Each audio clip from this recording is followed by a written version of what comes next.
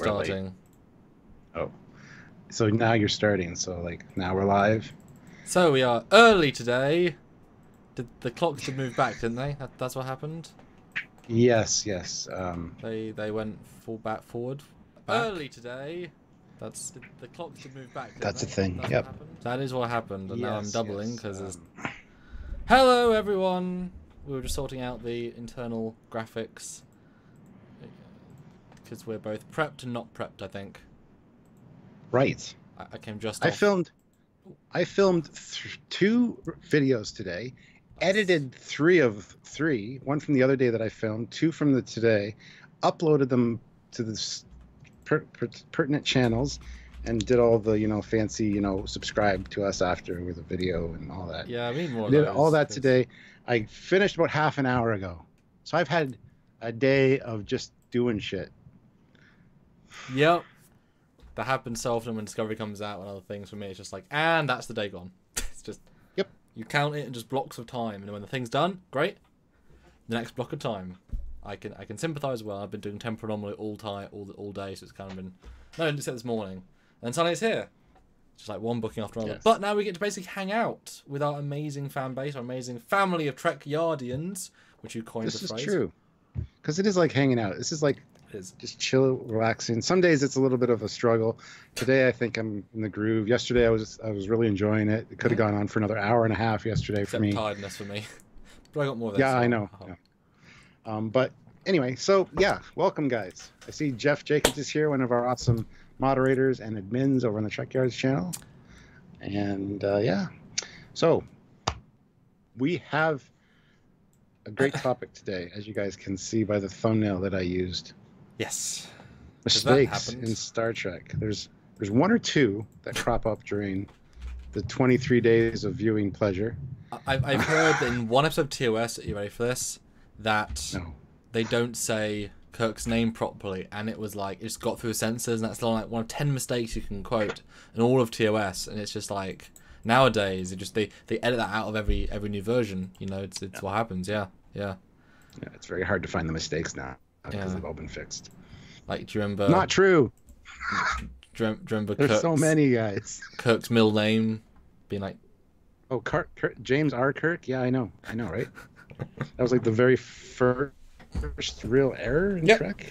It was right at the start from the second pilot. Yeah. Yep. But we didn't know it was an error at that point. At least they didn't. Well, it wasn't an error. It shouldn't have been. Or the props guy built that first before they even, Or Kirk's best friend, Gary Mitchell, just was an idiot and thought his name started with an R when he created the tombstone. He had other things on his mind, being a god and all that. Or maybe it was his nickname, James Ridiculous Kirk. Or you could go James Randy Kirk. He's feeling a little randy, as you know Kirk does. And so, a lot of these interesting mistakes... that's a great instance as a way out. He was a god creature that made a fake tombstone. It wasn't created for his actual death. All these things you can level in some interesting things. Are you gonna share this video out there? Yeah, I was doing that right now. I was just chatting to you, so I sort of stopped. Oh, okay. I'll let you vamp. I'll just share it. Yeah, and the funny thing about a lot of these errors, some of them are just production errors. Things happen when you're filming episodes, but a lot of them, the continuity, some of them can be explained away. Some of them, we can always find little reasons for why things are wrong. As we tend to do, we like to retcon, we like to fix things. So some of these mistakes are glaringly not fixable. Other ones are like, wow, there's an explanation that could possibly work here. But we have some super chats already. So Stephen Fathery puts in $2. Shout out to Kitwolski vid calling out fake Trek news. Oh, cool. Well, I haven't seen that, but yeah, fake Trek news is everywhere. What's this about? I don't know. I have no idea. Okay. Kowalski vid. Shout out to you. Yes. Huh. Joseph Patrick puts in €2 and says, permission to come aboard Captain Foley. Mistake? Yes, that would be a mistake. But you can call me Captain Foley for this episode, I guess. When I was filming my captain's log today, Samuel, talking about, you know, your temporal anomaly, and for Captain, oh, he's a commander. He should be a captain at this point, but Commander Cocking's project, and then I will continue on. So That's small great. flub in my captain's log today when we were going to be talking about flubs. I mean, that was a temporal anomaly where you've come from the future or been promoted, and you're just reaching in like Stamets did, you know. Yes. There you go. But mine's more realistic because I'm not an ensign. True. We have 135 people here. That's awesome. Nice. Welcome, guys. A lot of familiar names. I was going to say faces, but avatars. And yeah, so if you're new, let us know. And if you want to put in any glaring mistakes that you guys want to talk about, feel free to super chat because that always helps out. Of course, we'll be reading the chat as well, picking up what we can. We have a moderator taking care of things too, so we're good. We're in a good place. I got a new chair. I don't like my old chair. This one doesn't squeak.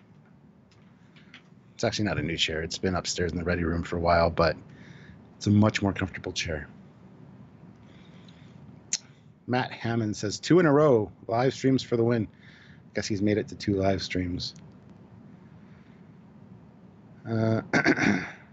Foley and Cookings. Sounds like an 80s TV show. Cookings with Foley. Legit. All right. Well, do you want me to just jump in with, like, I have a small list of ones that really stand out to me. My first one, and one of my most favorite one, I actually did I named one of my captain's logs after this one. It was called, well, not my captain's log, my Star Trek II Wrath of Khan movie review. I said Star Trek II, The Wrath of Khan, The Mystery of the Moving Bloodstain. Of course, you know, when Scotty's nephew dies and he touches Kirk's uniform, if you look, the handprint's right down by the black border, but later it moves way up, way far away from the border. And I still think they got to do this. You know, Art Asylum and Diamond Select do some fantastic figures.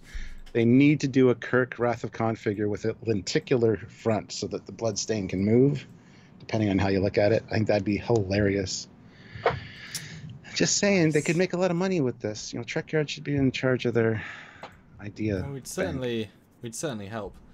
Yeah, I think that was. I mean, you've got to be interested in, like, you know, why that was done. Because they wouldn't wash a uniform like that. That's a very specific continuity uniform. So I'm guessing that might have been a reshoot. One of them was a reshoot. The second one might have been, and then they couldn't find the original jacket and had to do it to another one, perhaps. Because it's just odd, though. It's very distinctly different, and it's so close together. And I mean, it can't have been filmed on the same day. And well, not the same you know day, what happened? What? You know what happened? The actor that was playing the nephew that died, he was supposed to reach up higher because they had already filmed the other scene, and they didn't want to reshoot it. He was supposed to reach up higher, and he didn't, so he hit it lower with the bloodstained hand, and then he got fired. He was supposed to survive the movie and show up at the end and be like, hey, I'm fine now. But no, he got fired, and they killed him off because he got fired? Out of an airlock. No, the burns. You're horribly burned in a fire. And then a photon torpedo tube right after. Did he get launched before Spock or after Spock? Or did they not launch him? Why wasn't he on Genesis? There's a continuity error right there. We're going to put his dead body in the morgue, but we're going to shoot Spock into a planet.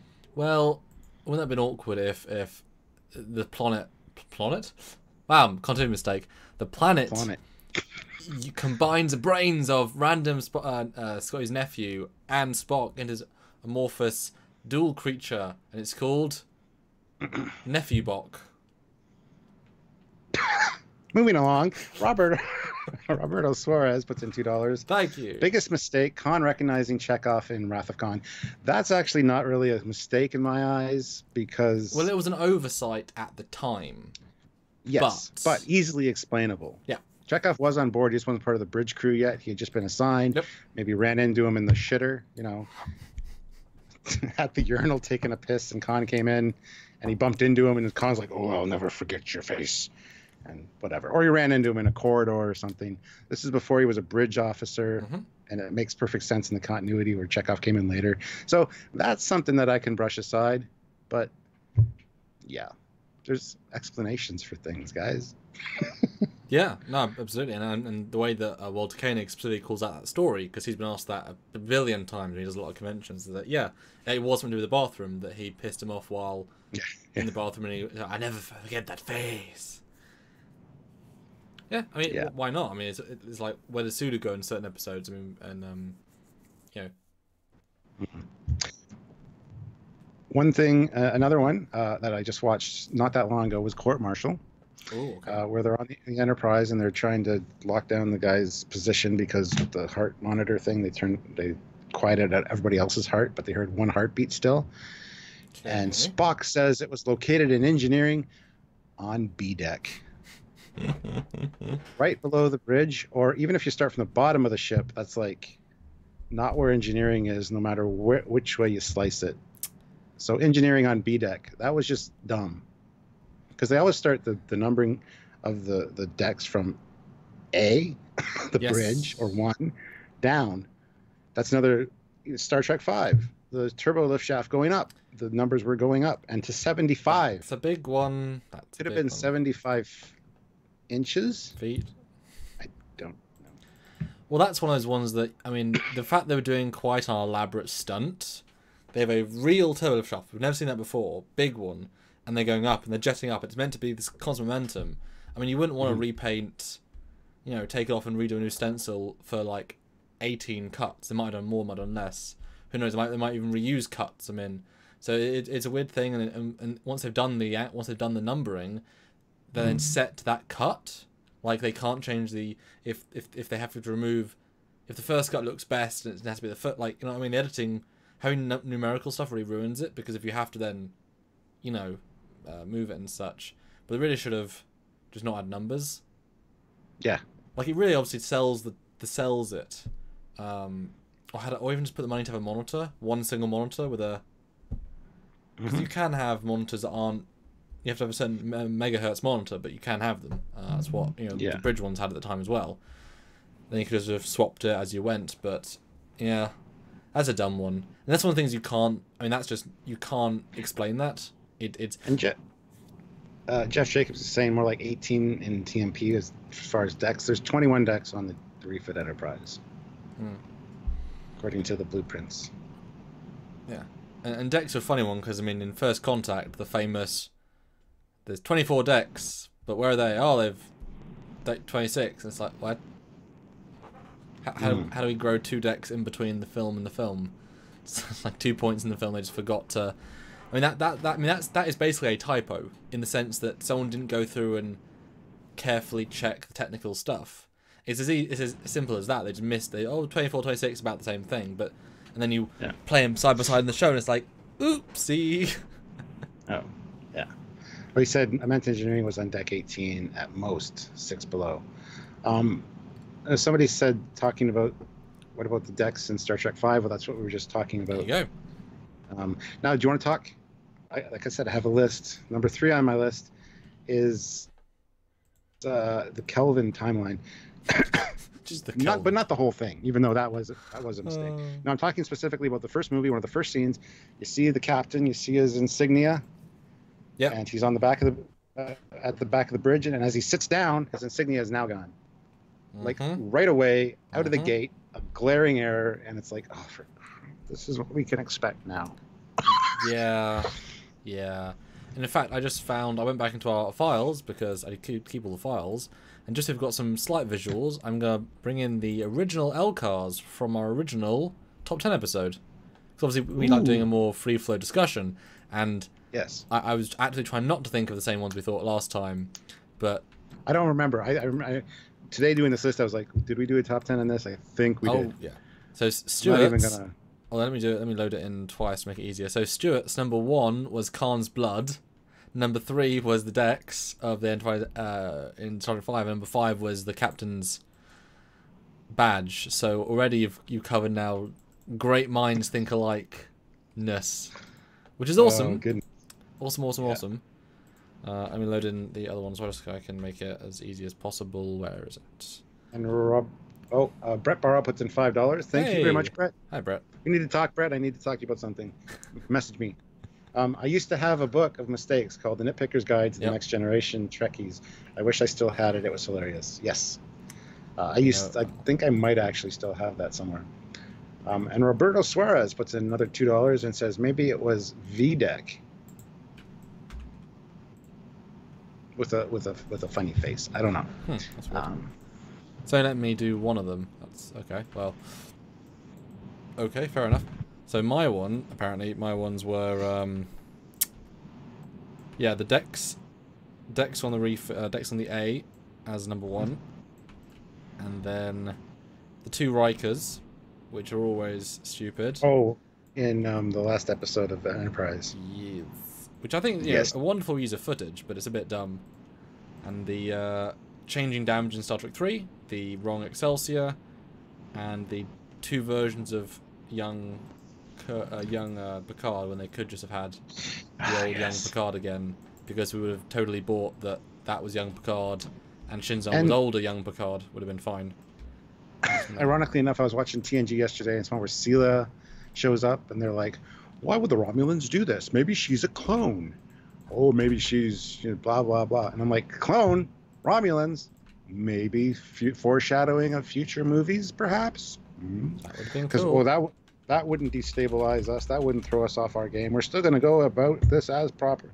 Well, they overheard that conversation because they were cloaked right outside the window, and they're like, "Let's clone this bastard." Because that might, I'm just saying. I think you've cracked the code. Yeah. I don't even know if there's another code you could possibly not crack.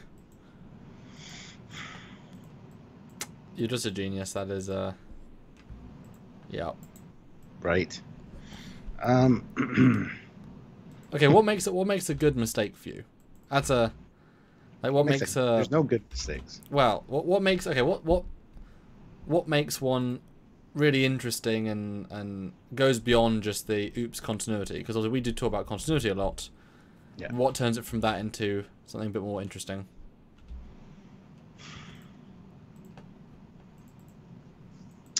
Something that's glaringly obvious but can be overlooked, such as the Chekhov thing. Something that has a reasonable explanation. I mean, people have tried to explain away the bloodstain on Kirk, saying that, he changed it because you can make it different openings. There's different settings for that. Sure. But it's like, if you look, it's right by the black border. It's not going to move. But anyway, so I don't know. I think just that the fact that as Trek fans, as we tend to do, when there are mistakes or continuity issues, especially with a show like Enterprise that came on and just screwed up a lot of this continuity that was already there. But not actual canon. That's the joke. You say that, but it wasn't the canon. It was the book stuff. It was the side stuff, the non-official stuff. Or none. No. For example, when Worf licensed, says, when somebody asked Worf and Riker what the greatest, from when the guy comes from the future or from the past to steal all their stuff, Max Headroom guy, he Good says, episode. what's the most best advancement you guys have had in the last 100 years? And Worf's like, phasers. 100 years ago we didn't have phasers. And he goes, in the 22nd century you got phase pistols. Sure, it's not a phaser because it's called a phase pistol, but it's the exact same because it's a phased weapon. But is the laser from Cage also a phaser? No, it's a laser. That's also a mistake. So she meant laser pistol. Yes. Noel puts in $1.99. No question. Just keep it up, guys. Thank you very much, Noel. Much appreciated. Thank you. And Troy Massey. Sorry, I missed yours. $1.99. Klingon blood, red and pink. Yes. That bugs me because multiple times is it read in the multiple series. Yep. And only for Star Trek 6 was it pink. The reason was because they needed to get the PG-13 rating, and there was so much blood floating around, they had to make it pink so that it wasn't human-like blood. Yeah. But then the line of dialogue is, "That's not human blood," or "That's not Klingon blood." I don't know. It just... Because that's a movie. Big movie that was during TNG. That was when they probably already saw Klingon blood in TNG. I would say yes. I would say yes.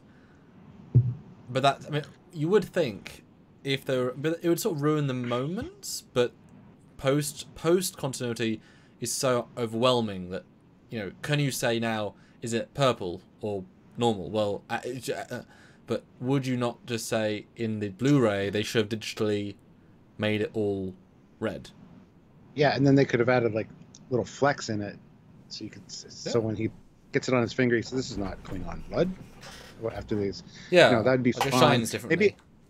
Maybe it was just the Pepto-Bismol, the House of Pepto-Bismol Klingons. That they drink so much Pepto-Bismol, their blood's pink. Yeah, but would you be offended though? I mean, to fix certain mistakes in. Okay. I would welcome that mistake, absolutely. That'd be one that'd be easily correctable, I would think.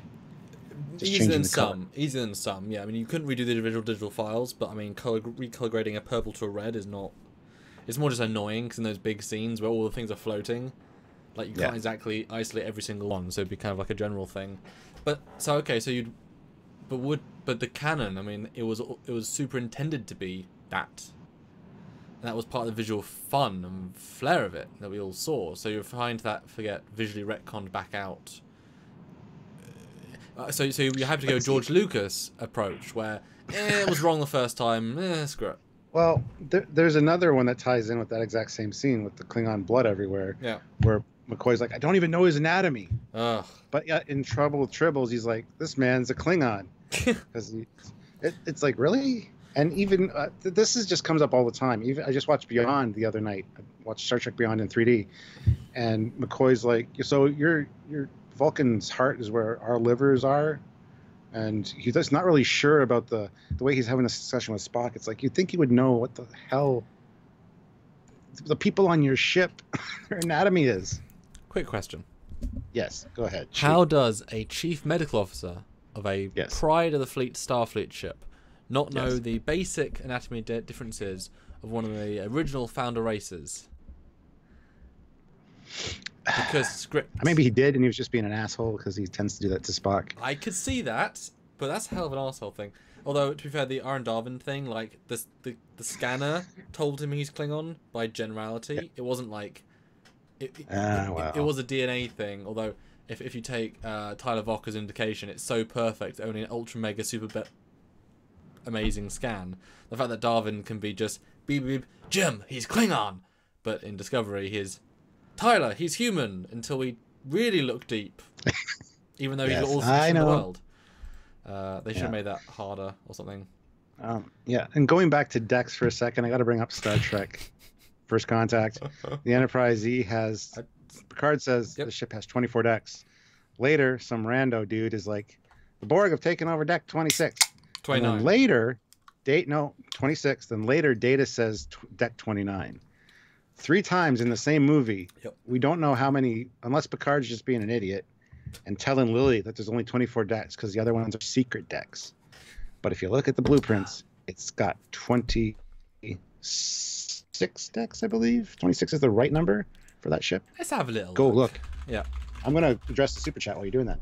Rob Moss puts in £4.99. So that's like real money. It is. Like, it's legitimate, worthwhile. I mean, it's all worthwhile, obviously. That sounded really harsh, but yeah, it does. No, wait. The time it takes for the Enterprise to travel from Klingon space to Earth in Star Trek, and don't even get me started. One thing is, it takes less than a day. Those aren't continuity mistakes so much as dumb things.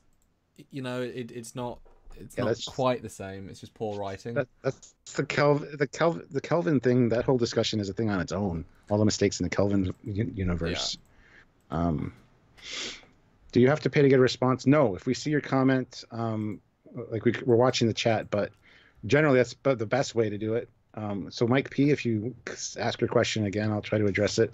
Just it flies by so fast, and so many people are. We have conversations. I mean, the whole point of talking is actually go into this stuff, not just answer questions per se. Therefore, if you have something specific you want us to say, talk about that we might not get into organically, then a super chat is the best way of helping the channel, helping yourself, and forcing us to talk about something specific, which is kind of fun.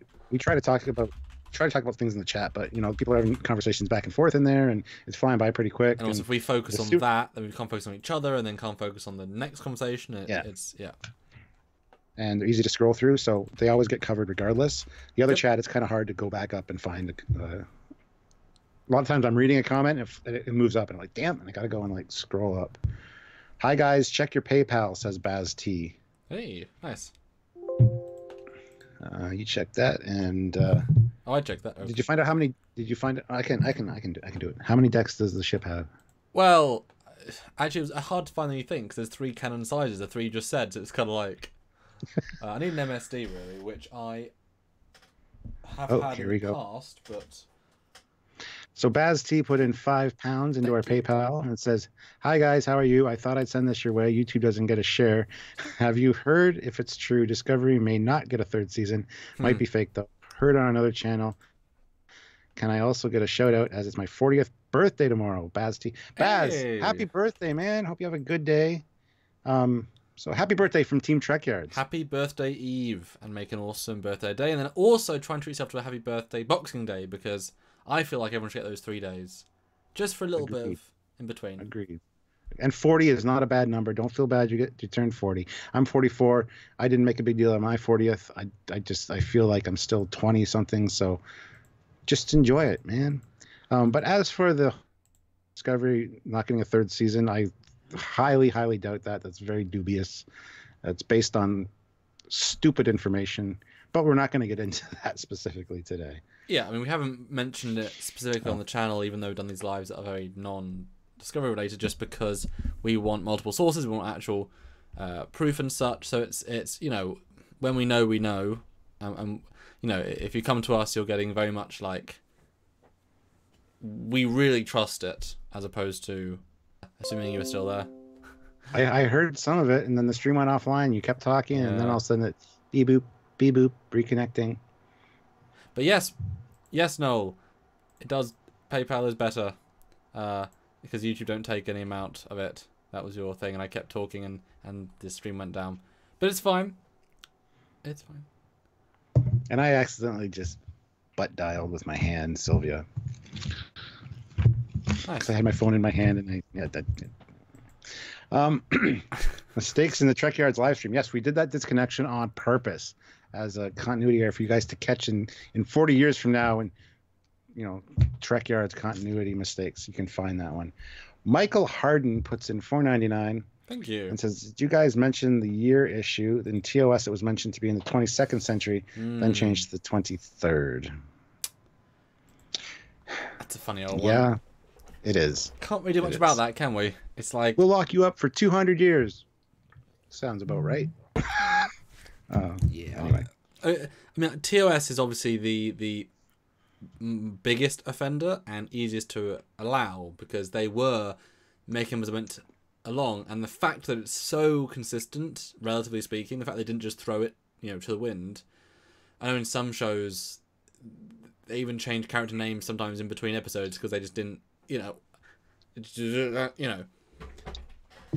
Yeah. So you got to give it credit, but also, yeah, I mean, I always make the joke that, and you've heard this God knows how many times, is that I hate the fact that in TOS they have 3 or 4 times the strongest material known to Federation science, and they crumble it in his hand, and it's like, how can you have 4 in a row and 4 different episodes a year apart? Stop inventing and discovering new, like, just reference the same goddamn material. Like, they keep forgetting they already had that best material. Yeah. It's one of those things where yeah. But I have another one. Okay. Yeah. This comes from one of my favorite TOS episodes, the Enterprise incident, when Spock and the Romulan commander he's escorting her to her quarters, which are on deck 2 from the bridge, and their turbolift conversation with the with the decks takes like a minute to get to deck 2, which is right below the bridge. Again, maybe they're starting from the bottom of the ship. There's no quarters on that lowest deck. It's like, that's all like machinery and, you know, food reserves and replicant stuff and bowling alleys and swimming pools. There's no quarters down there, guys. Yeah, but again, they got most of it right. It was the opposite. The exact opposite of that is when Into Darkness, Spock gets into the turbolift from one deck. And then just from the shuttle bay to the bridge in 5 seconds. Also completely impossible. I mean, it's a great shot, but it could have been in any other deck and could have. I don't know. So there's both. I think they cancel each other out. You know, one it makes no sense, and then it makes no sense. Yeah. Yeah. It's always Spock though. He's like this anomaly for turbolift rides. James Roberts says the Trill's changing to having spots because the first time we saw the Trill, they had like the forehead thing and no spots. See, that's the thing though. If you look at, I agree, but also I don't agree at all. Because look at every appearance of the Trill from Voyager, DS9, now Discovery. They're all consistent. The 2 times they were invented and before they were going to be a big thing, they weren't. So, like they realized now do something different and changed them and then kept it consistent. So.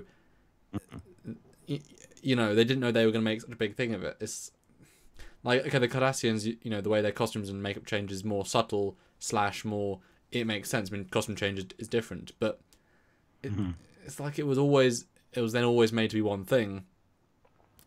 But I know what you mean. Yeah, like it was only a mistake those 2 times, and then it was always consistent. Now that we could have had a nice explanation for, but it's so irrelevant. I mean, the Klingons, obviously, they were changed 3 or 4 times, although, as we know, and we always argue, that they didn't change as much as you think, because they're the same art team for most of it. And, so you always say, they changed it. No, they kept ultra consistent for that 32 years. And Brian Kesterson says it could have been a different race of Trill, and I buy that, because, you know, there's much diversity among different continents, so maybe, yes, I buy that. You know, on the Trill moon on Trillius 3, it's just Trillius 3. You know, it's just a subset. You know. Speaking of moons, that comes to my next one. Snow moon. You should Death see. Star.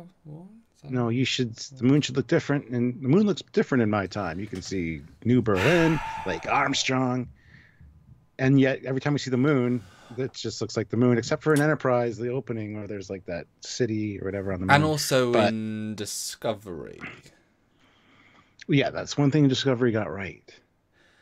But they said that moon line in First Contact, didn't they? Yes. So that was them forgetting every other time we've seen it. Although you could argue that they'd since changed it in those couple of years. Since the TNG times they see it, because they see it pretty early in TNG. You don't go back to Earth that much in later TNG. But you could argue that maybe you see it in Star Trek 5 too. You know, where the Enterprise is parked in front of the moon. I mean, you could always say that the conservationists want a natural looking moon, so there's a gentle cloaking, you know, a stealth field on the side that faces Earth. But then he does say you can always look up. That would be real life politics. People would be like, I don't like you polluting the moon. I want to look at the moon. Well, we'll cloak it then, so it looks like the damn moon to you. But then at night, you can see the lights on the moon. So it's like a nighttime visual rather than a daytime visual, maybe. And would you have rather again, same thing, would you have preferred then they go back, once First Contact came out, to go back to all the masters and re-CGI the moon in every version of, you know, TNG remastered? Would you have wanted to see a new digital moon with... Yeah. Okay. I think that would have been cool. It does seem weird that we wouldn't have colonized the moon. You know. Oh, absolutely. Mined it at least. Yeah. Yeah, I mean, just as simple as having a colony inside the moon would be smart. Yeah. Yeah. The next one I have listed is from Relics, where Scotty already knows that Kirk is dead, but he's like, oh, Kirk must have pulled the old girl out of mothballs to come and rescue me. Really? Do you assume that? Well, it's Kirk, so obviously you got to assume that he'll come back somehow. But... I mean, although I think you could give that as he's had transporter amnesia. Like some things aren't. No, seriously. Okay. Like some things aren't coming together, and you know, he remembers stuff earlier in his life first, and he straight to Kirk. You know, and then a few hours later he remembers. So that's a small thing. Yeah. That's such a dramatic thing.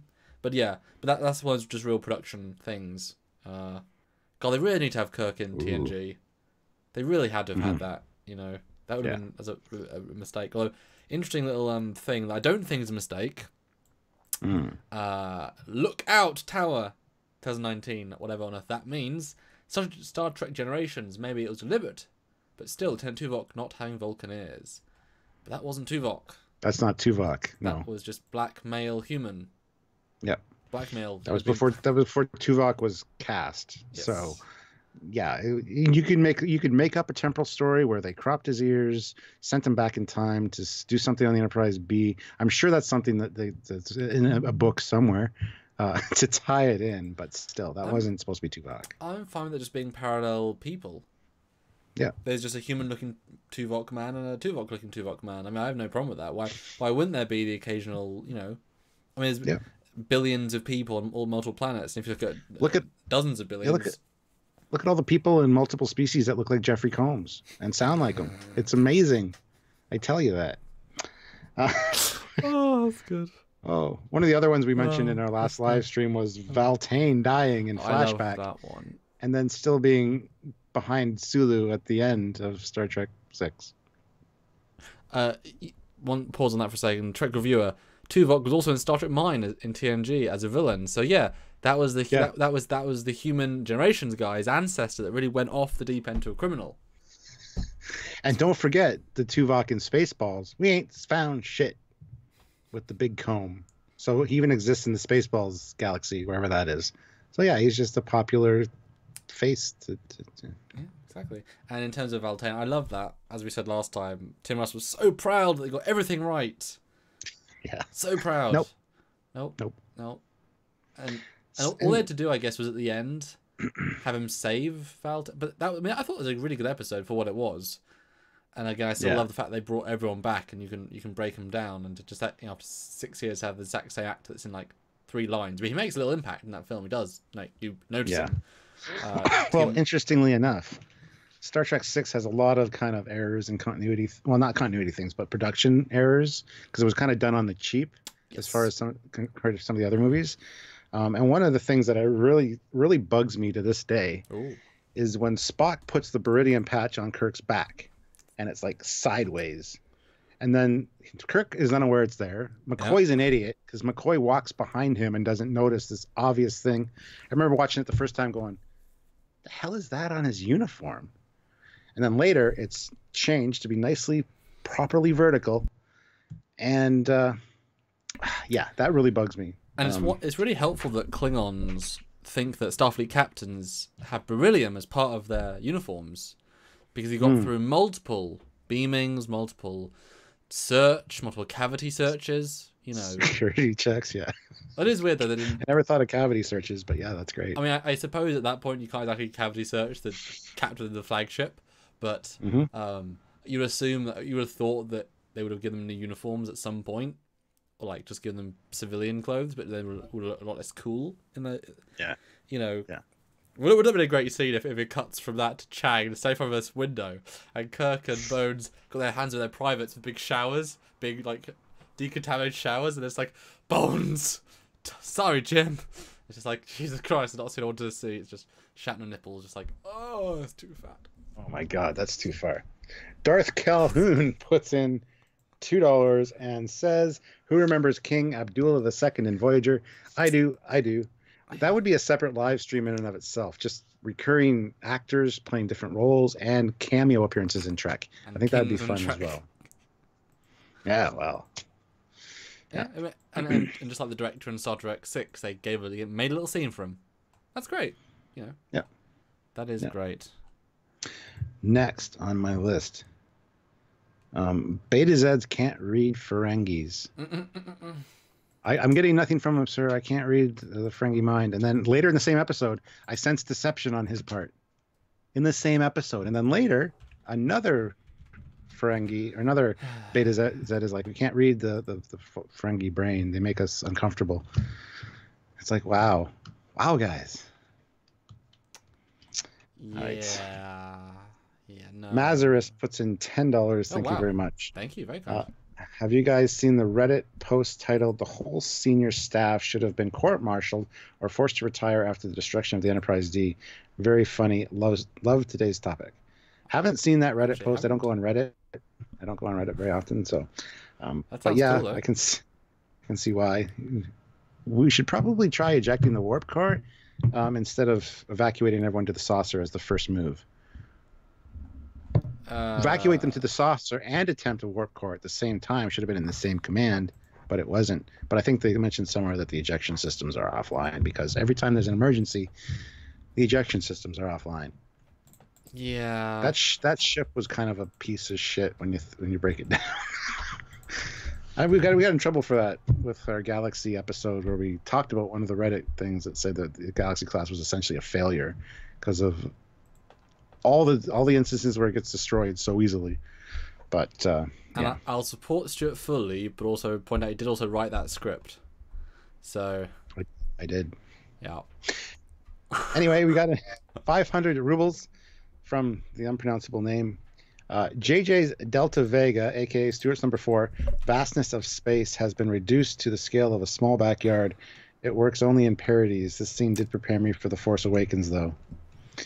Oh yes, where Spock could see the destruction of Vulcan from Delta Vega, which is out far away and it's not an ice planet at all. Back in 1 second, guys. All right. Yeah, that one really bugs me. I mean, if you've watched my JJ's Star Trek Sucks and Here's Why video, I talk about that, and yeah. But it's a small universe. It's a small galaxy in the JJ verse. You can see Vulcan from Delta Vega. You can get to Kronos in a day. It's just a micro. Everything all right? Yeah, I was just hurrying at that. I'm not talking to Santa. What? No. Yeah. It's like you reference cool things, but it doesn't make any sense. Yeah. All right, next on my list. I'm coming to the end of my list, guys. Oh, I didn't have check a long PayPal. list. Baz T again. I will check it right this second, sir. I've found a couple of little fun ones that are. I want to see if you can explain them. Oh, can I finish my last two? Oh, first? 100%. I've been getting some pictures. Okay. Yeah. Next is when I believe it's in Charlie X, where Uhura's talking to Spock, and she's like, "What? Tell me what Vulcan's like on a nice moonlit night." Vulcan has no moon. Yet in the animated series, it has moons. In the motion picture, it has multiple moons. It's got moons. So I don't know if he was just being an idiot, an asshole, just saying, you know what? I don't know. It's just, and yeah. And the last thing on my list is what we started with James R. Kirk. So we already talked about that. So yes, it's one of those things that you do need, and this is why the Discovery people went to Canon school. Laughable that they did, because they clearly didn't. You need somebody there to just be paid to go in and just look through everything and say that no, and there should be a flat line of no. Like, should we have cloaks? No. Shit. Okay. Well, let's have let's change the effect. Let's make it radically, and it was in Discovery, or let's make sure there's a clear hint of a reason. A really clear hint of a reason, like the first time it decloaks, they say, "Isn't that like the Suliban cloaking?" Yes. Is it sir, detecting ripple? It's similar to in the history banks of a Suliban's cloaking device, but we haven't seen those in 100 years. Yeah, so it's different, newer. There you go. And then you buy it. So yeah, they just someone gave them Suliban, like yeah. Yes. I can't see another PayPal thing on the inbox, so maybe if you check, I can just refresh my email a few times. But sure. Noel puts in $1.99. Cool. Klingons are Federation members in the Samaritan Snare. Oh no! Really? Really? That's embarrassing. I did not know that. Okay, well, another 200 rubles. Thank you. So JJ verse is just another Wesley Crusher's failed warp bubble experiment. Fine by me. Yay. Yeah, exactly. It's slowly shrinking, but it's not erasing things. It's just moving everything closer together until eventually there's just that's why, you can get to Kronos in a day and stuff. Yeah. Exactly. Barry Tanner, £1.50. Also, the Spot gender issue. She first appears in the episode Data's Day. Yes. Spot originally appears as a male Somali cat, but later appears as a female orange tabby cat, eventually giving birth to kittens. Genesis. What's up with that? Baz T. It's hard to sex cats sometimes. You can tell what the sex they are, so maybe they got mistaken. I don't know. I mean, Oh, by the way, Mazarus wants super chat or animation 11 oh, for his super chat that he did earlier. So okay, I've no idea. yeah, the cat thing is kind of funny, but I just assume Data's an idiot and kills his cat on a regular basis, and just they don't want to tell him that his cat is dead, so they just like throw a new one in his apartment. Maybe he won't notice. And he never does. It's amazing. It's yeah. Yeah. That's yeah. Yep. I don't know. You know, it's hard for a robot to take care of a living being. I don't need food. Why do you? I mean, I'm not overly against interviewing multiple cats.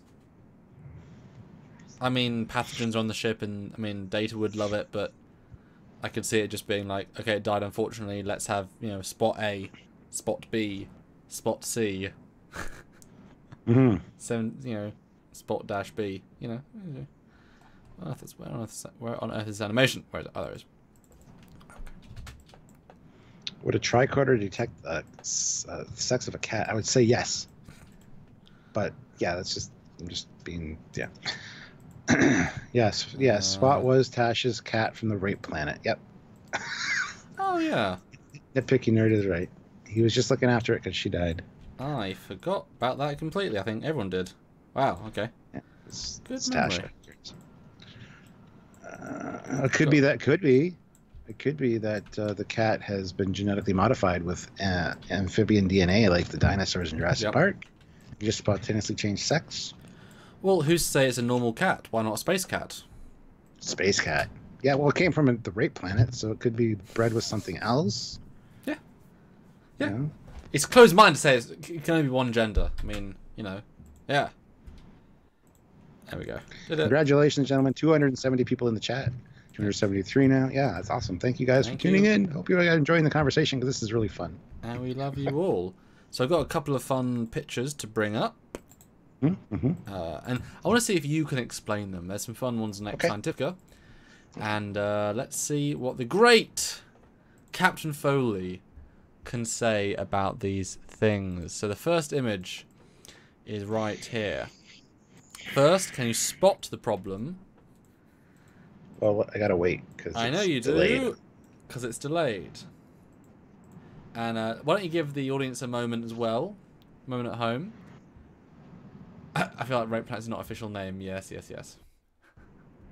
Well, yeah, whatever. Pick is too small. Well, it's as big as I can make it. What do you think, Stuart? What could it be? What episode is it from? What happens? It's like season 2 of Voyager, when he's escaping from the Kazon, I believe. Oh, okay. Well, it's obvious then. Okay. Cardassian control graphics. It's true. Cardassian computers. Yes, but the clevery thing is look at his hand. Okay. It's out the window. Oh. He held onto the window frame and... Yeah. The actor acted a bit too hard there. Okay, I didn't notice that. That's interesting. Yep. So what's the explanation for that, Stuart? How do we make that make sense? Because the windows are force fields. So, you can... His fingertips would be like, frozen. And right. He'd have they'd come back in black, but whatever, That's pretty good. I'll give severe I was gonna say freezer burn, frostbite. They're gonna fall off in like 3 days, but he gets them treated and it's fine. Okay, that's pretty great though, isn't it? It's one of those like teeny things that real. I gotta look for that in the episode. I'm sure it's worse than that as well. Okay, next one. Okay, I can just have an image. Now these are all ex-scientific ones I just sort of picked out. Again, Tom Paris.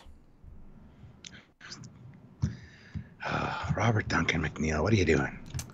I don't see a picture. Oh, there we go. Well, this one's not really his fault.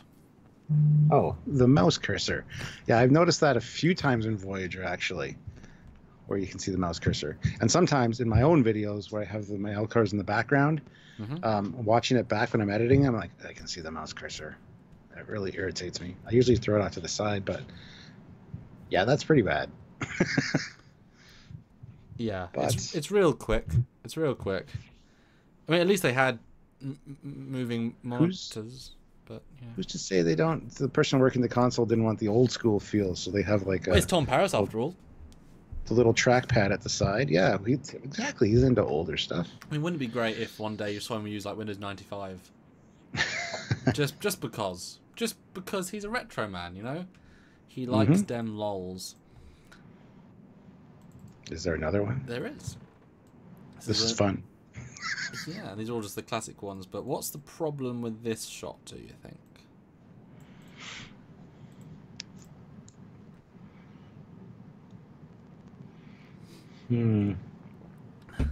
I love how Noel's trying to grab our attention by saying the same thing again and again. Yes, I saw it. What's he saying? Well, if you can find it. No, I can't. Okay. I don't know what the problem with that would be, except it's the JJ verse. So that's the issue right there. Well, yes, but look at the sky. It's not red. It's blue. Well, it could be overcast with a weird kind of weather anomaly. You never know, because sometimes the sky here can be like purple or orange, depending on what's going on. So pretty rare, though. I think. As I guess a bit of a coincidence, isn't it? Wouldn't you say? It is. But again, it can be easily explained by a strange weather phenomenon. It's fine. Okay. It's fine. Hi guys, I'm a new subscriber. Off-topic question, but do you think we will ever see use of the Dreadnought class ships? Well, we kind of did in what's the name of that? I silenced my tongue. All good things. Yes. With the Three-nacelle Galaxy X. That's the closest I think we're ever going to get to a Three-nacelle Dreadnought, unfortunately, in Star Trek officially. Maybe Star Trek Online has some similar ones, but I really want to see class and class. Speaking of, guys, you can buy the model now. Message me. I'll give you the information. Exactly. Yeah, I mean, it's a weird one. I would love to see someone design, not sure why you would, but a top nacelle which has clearly got visibly two sets of internal coils. So it looks like one housing two independent coils.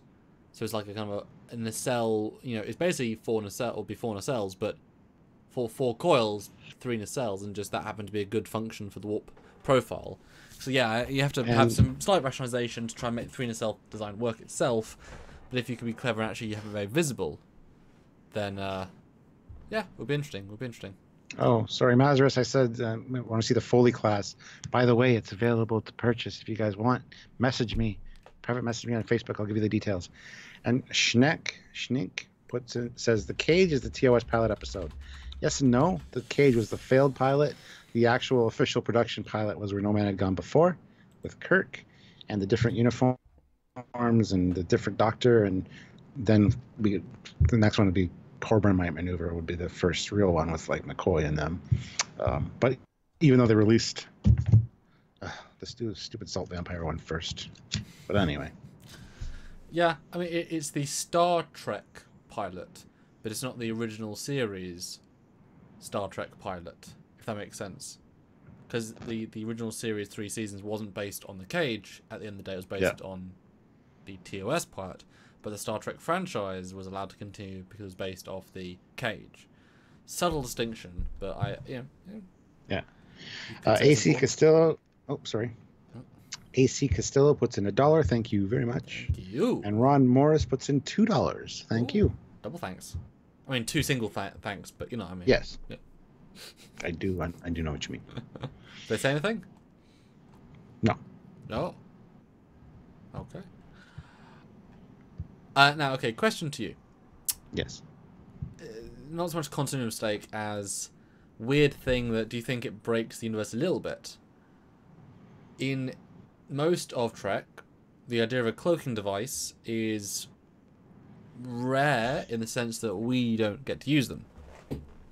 Even though we did get one in TOS and we didn't use it, whatever. But, and the Defiant is the exception to the rule. Now you get a sense that we probably have got the tech in some small way, we just can't use it. But then all of a sudden in Insurrection, everyone's using cloaking suits. I mean... No, see, that doesn't bother me. That falls in with the Canon and the Treaty of Algeron. according to, we've done an episode on this. We've released the Treaty of Algernon episode, right? I think we have. Anyway, cloaking on ships is forbidden for the Federation because they're scientific research. They shouldn't need it. However, being used for personal suits and like research purposes is perfectly fine under the Treaty of Algernon. So I have no real issue with that. Plus, cloaking a person would be a lot easier than a starship or a planet. So I think that's perfectly fine. I think the Federation did drop the ball with that, though, with the whole Treaty of Algernon. Yeah, I know it's fascinating to listen to me. You want to eat Doritos, but that's fine. The Doctor, 1701A does, 1701A says, does the reused Klingon bird of prey explosion bug you? Yes, 1,000%. It keeps being recycled. They don't even mirror it. They don't even mirror the image of the clip.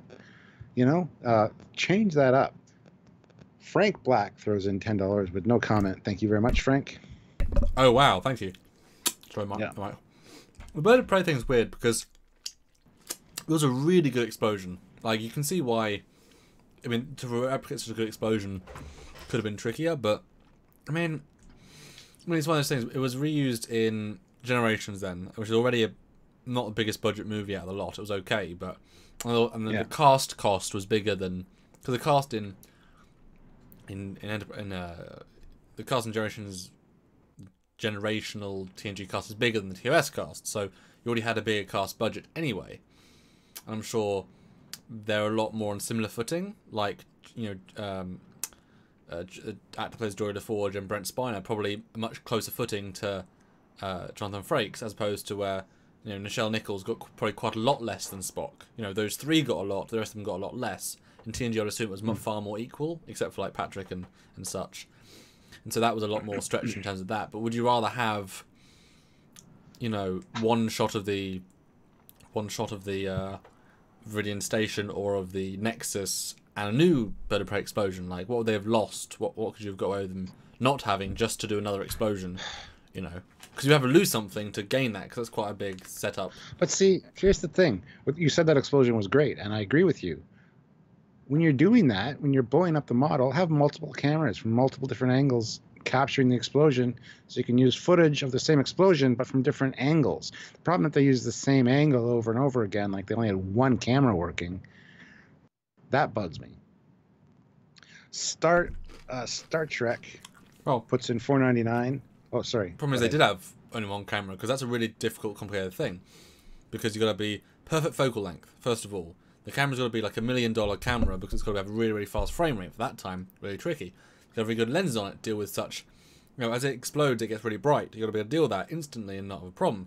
Then you've got to have it on in the environment on a proper tripod. It's not just on a tripod, it's on a set motion rig thing. And then you've got to have it lined up with the background, which will be perfect black, set to a set angle. So any other angle, like if it was looking up at it, the ceiling would be wrong. You couldn't key off it. So it'd have to be basically the same angle, just slightly off by 20% maybe. There have to be another expensive camera which you have to rent. That does specialist film stock. You then got to pay money to do, and then you got to know you're going to use it. And then if you don't use it, it's going to stay in a bin, a tin for years. And then you got to finalize it and then do post to that and such. So it's you don't just make more versions of that sort of thing, even though they probably should have. But that'd be a big investment to do a second camera. You know what? Like, it's almost cheaper to do a second explosion than a second camera. You know what? I don't care. Okay. See, if that was now, be fine, but then it's not. You can have 3 different cameras. You can have the one with the screen behind it, one over here getting it from the front, and one down lower with. You can still have green screen and stuff behind it. I think that's a piss poor excuse, but I understand that the cameras were expensive. It's a different day and age now. If you're going to do that kind of thing, it's a lot easier to get cameras that can do that are smaller cameras, less expensive, blah, blah, blah. But I don't know. I just think that's a cheap cop-out for that excuse. It would have been like... And if you do reuse it, mirror the image. No, that's fine. Or change the colours, or change the speed, or add a digital extra explosion on it. But no, I mean, doing if it's like 25k, 30k, 60k to do another angle, where does that come out of? I mean, that's a good chunk of a budget. I mean, does that come out of... No, it's. Well, you're talking as a director and a filmmaker. I'm talking as a I don't care. Yeah. Star Trek puts in $4.99. I like the part of the reused explosion where the pieces of the bird of prey bounce off the studio floor and flies up past the screen. Well, that's just because there's a burning element, you know, on the shrapnel, so it's spinning in space. So of course it spins down, and then there's thrust from this explosion. So it's fine. It's fine. Ron Morris puts in $2 and says, "Will you talk about the shorter skull in the Star Trek or the season 2 Klingons for Discovery?" Yes, I'm sure we will. Okay. There we go. I don't think he wants us to do it now. I think he's asking for a video on it, but I'm sure once, because the next episode, Point of Light, has Klingons, so we're going to be talking about the Klingons for sure in our review and stuff. So yeah, yes, we'll talk about it for sure. Although Jamal Taylor's back, so I'm going back through the chat to see if I talked about my Doritos. Suits are more camouflage than cloaks. I mean, at that level, what's the distinction? It's like I mean, it's the same. There isn't. It's like invisibility screen is still a cloaking device. I mean, the term is just an expression of the thing it does. I mean, FTL is an expression. It can be warp or slipstream or transwarp, and you know, you can also say transwarp and slipstream can be almost the same thing as well. Mike P, do VFX actually cost a lot of money? That's the most general question ever, because things, I mean, a lot of the time in VFX it's just like, can be just removing a blemish on a face.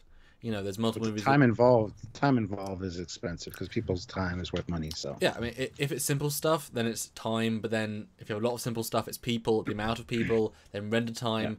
Yeah. I mean, if you hire ILM, then you're getting professionals with render farms, with the best software, with the best plugins. Also, all the different VFX houses have some level of custom software plugins that might be quicker, might be easier. Some people better at 4K. If the models take to build, I mean, there's a, you know, if Star Wars Episode 9 is buying a character model, they can charge up the wazoo and they'll do it. Whereas, you know, a little indie company but really cool project, they'll charge them minimum. You know, so it's really variable. But yes, VFX cost. I mean, Rob Burnett has said VFX should always be about 30% of your budget. Whatever production you do, 30%. Which is a pretty big chunk. Mm-hmm. You could almost say it's almost a third of the chunk. Almost. Yes. Ignored asked a few questions. Simon, I am Negan Kerr. Sorry. It's just hard to read these questions in the chat. We've talked about this many times. Not doing on purpose. See if we can find them. Not doing on purpose. No, not at all. But yeah, lots of things to think about. He said you guys are awesome at one point. That's not a question, though. Thank you, though. Thank you. Favorite non-Enterprise ship. There you go. Well, we did a whole live stream yesterday on our favorite ships. Non-Enterprise, I'd say. Prometheus is A1, but it's because you got to look at the broader scope. I kind of like the Oberth. Yesterday you asked me what my guilty pleasure ship was, and I think it's the Oberth. That was in my top few guilt as well. It just works. It just does. Yeah. You know, something about it. Yeah. Yeah. Commanders, 30% just computer VFX or all VFX. Don't know. Like I said, this is by Burnett's number. I assume all VFX, like set extension and stuff, but that again, that depends.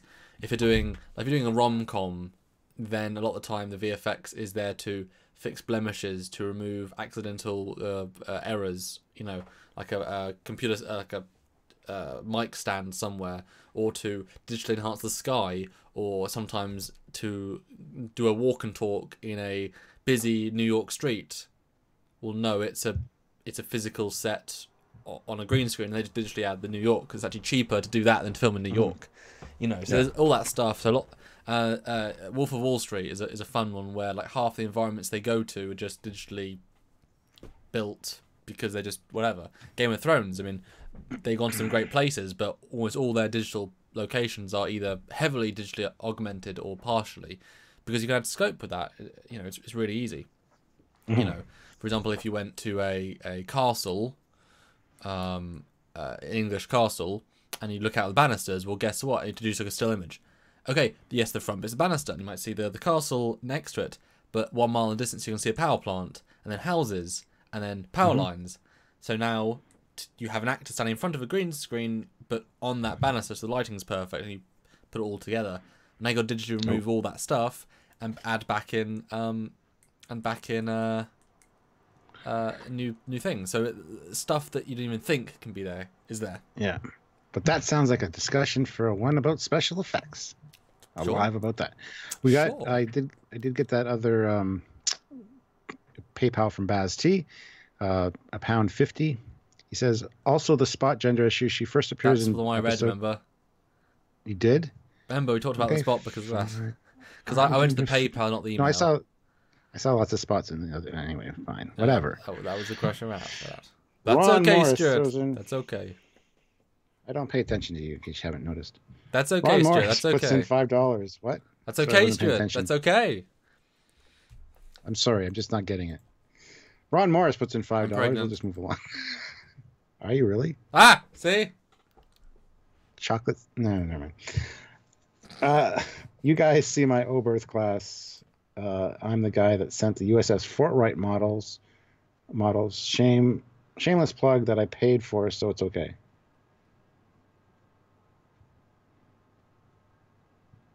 Daniel, Ron Morris, sound familiar? What was the question, sorry? My Oberth class. Okay. I'm the guy that sent the USS Forthright models. Shameless plug that I paid for, so it's okay. Now, it doesn't ring a bell. Right. Is that a miniature? Is that a CG? Sort of rings a bell for me. As you can imagine, I have like 7 ongoing projects. It's, tricky to keep everything in my head. Yeah. Let me search our email for... yeah, it sounds familiar to me, but... Forthright. All Enterprises are supposed to have a captain's yacht. Well, that's questionable. The TOS Enterprise, there's an animation of one where it's like a UFO thing that comes at the bottom. It's a planetary sensor dome, and then these little things pop out.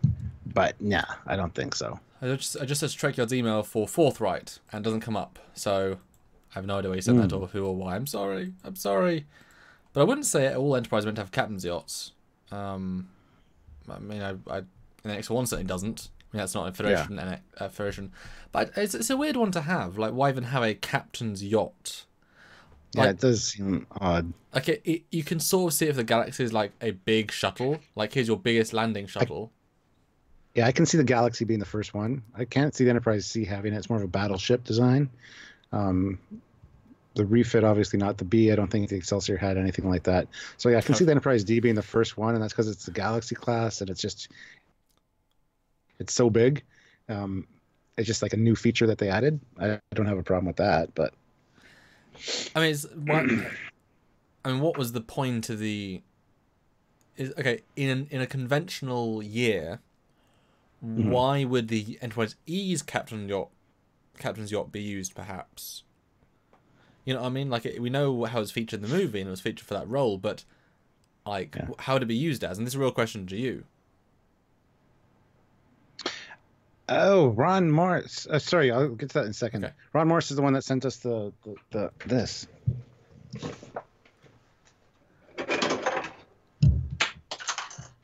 Which I just... Oh, that's an Oberth class? What? Well, no, he's designed an Oberth class similar to this style.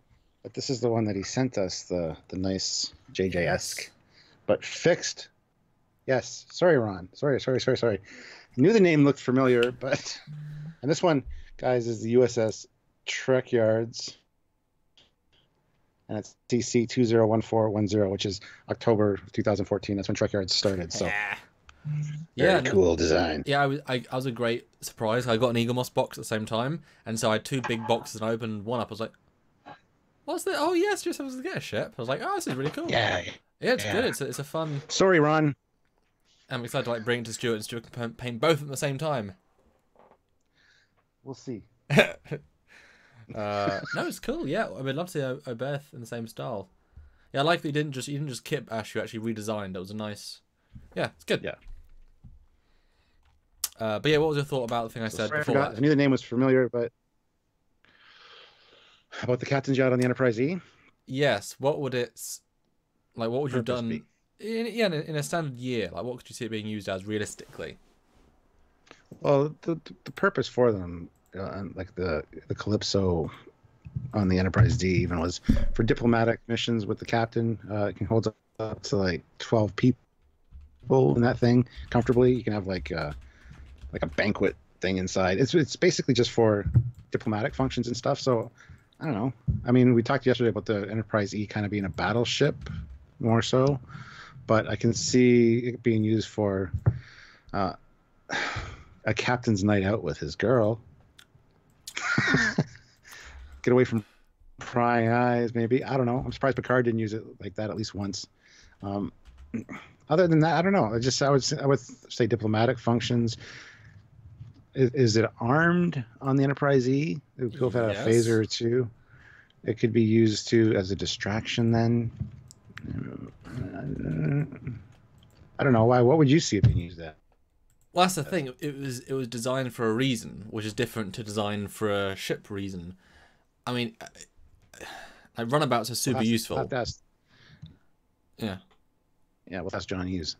I mean, it's less functional than a runabout, but more internally spacious for the amount of like it's less compact than a runabout because it's meant to be more, you know. Maybe just Picard said, "Hey guys, you know when you build this E, right? Yeah. I have some, you know, I'm gonna fly it for maybe 10 years if I don't crash it."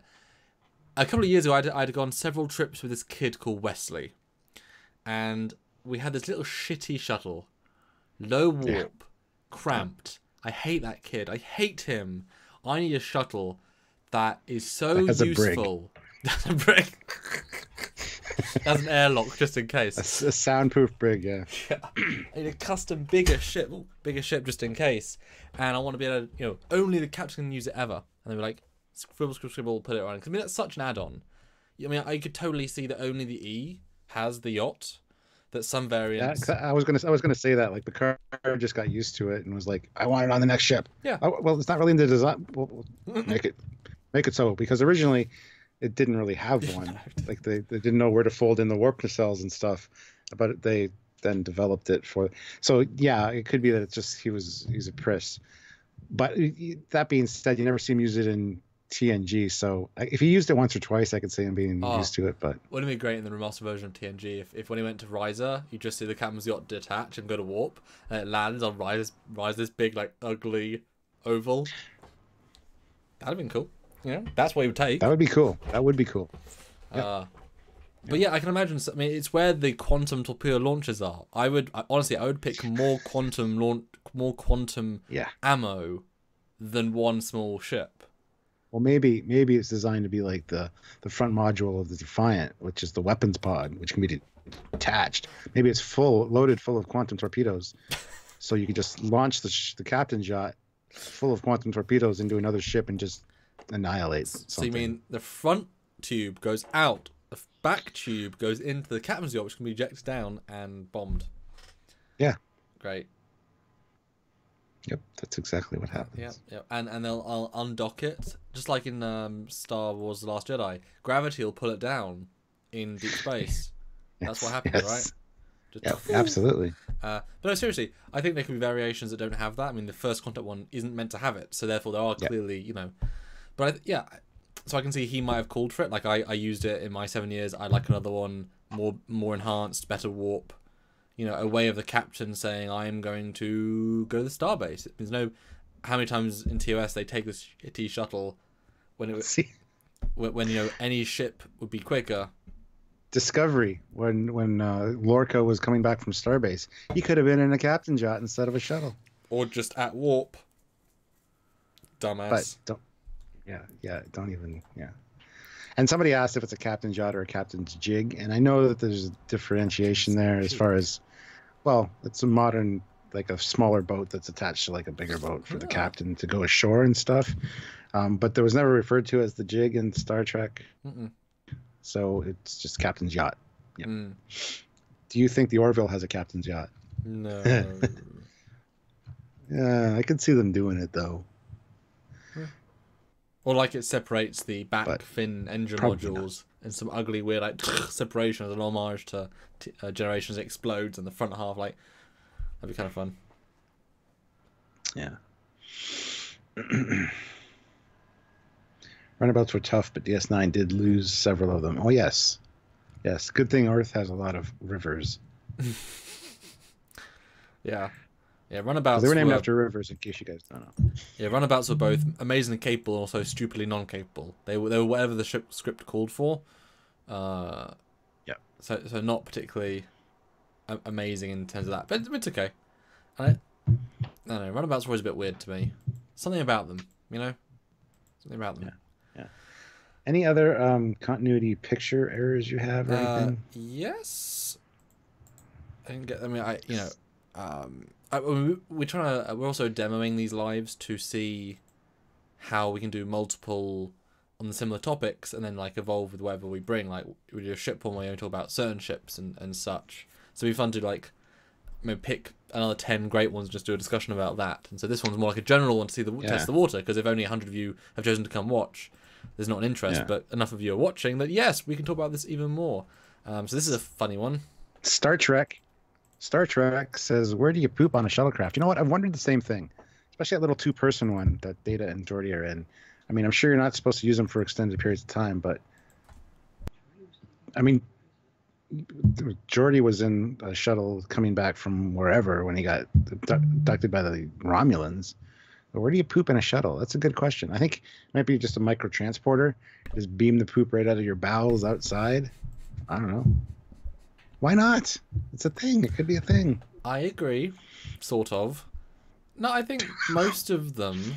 Just poop into the replicator and have it break it down, and then you eat a chocolate bar or something. Although, weird thing, Bill Barkley, I feel like he says this so strongly. By the way, we only saw the Aero Shuttle in one episode of Voyager.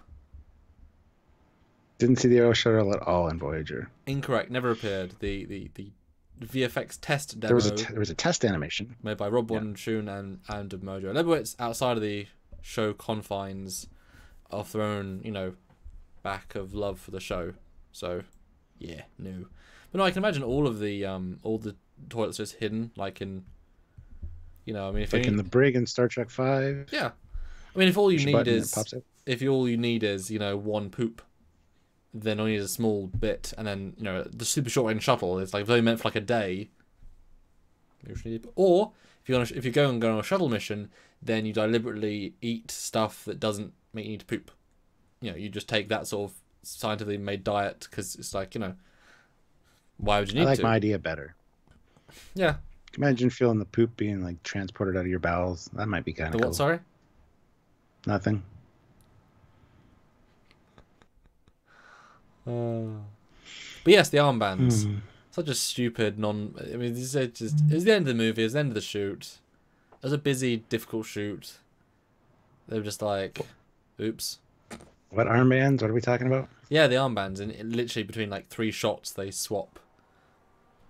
And then in what though? What in the motion picture. Right at the end of the movie. It starts with Spock being orange, McCoy as they're meant to be, and they swap colours for no actual reason, and because it's not as if they could even fit in the same jacket necessarily, so they just forgot which armbands and then just oops. People don't poop in the future. That's true. Yeah, you've genetically changed that, so mood changing armbands. Yeah, I like that one. I'm trying to think of other. There's a lot of errors though that I want to go watching back to stuff. I want to go back to the right two Rikers one, because I mean that's one of those great ones of it is so smart to reuse footage. It got especially remastered in 1080p for that bit, and they picked a great moment. It lets them have a set without really having a setting. They built a portion of the set, again after so many years, but they happen to use a clip where Riker is in it. I mean that's just. I mean, do you think they actually saw that? Or was it so quick in production they just didn't?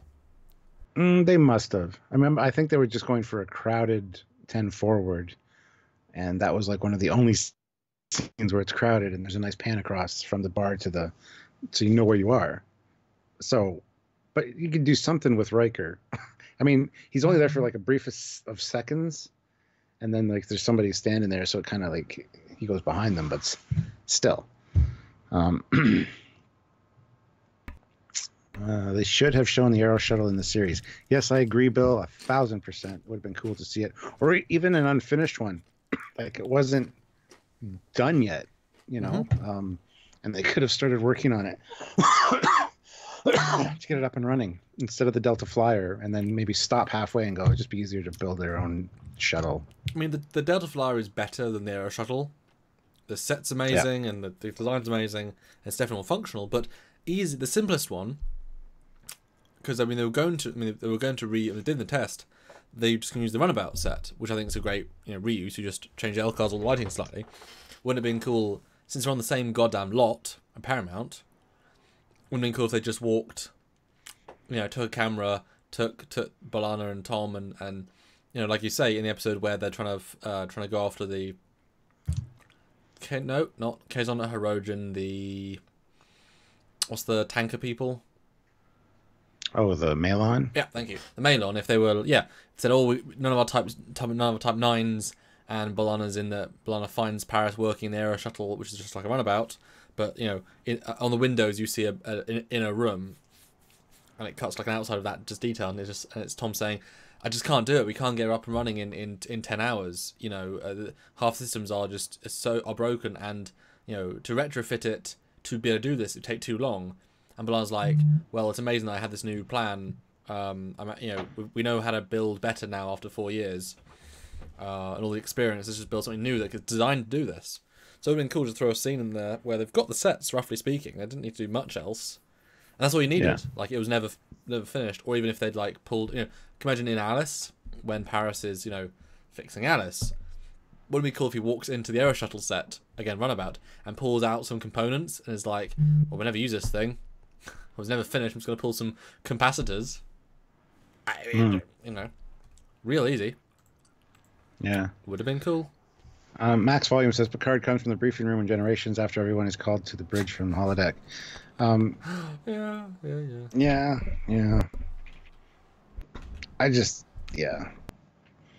Some of those can kind of be explained away as he just, I don't know, everybody was taking their time, and he went and got changed and went to the ready room.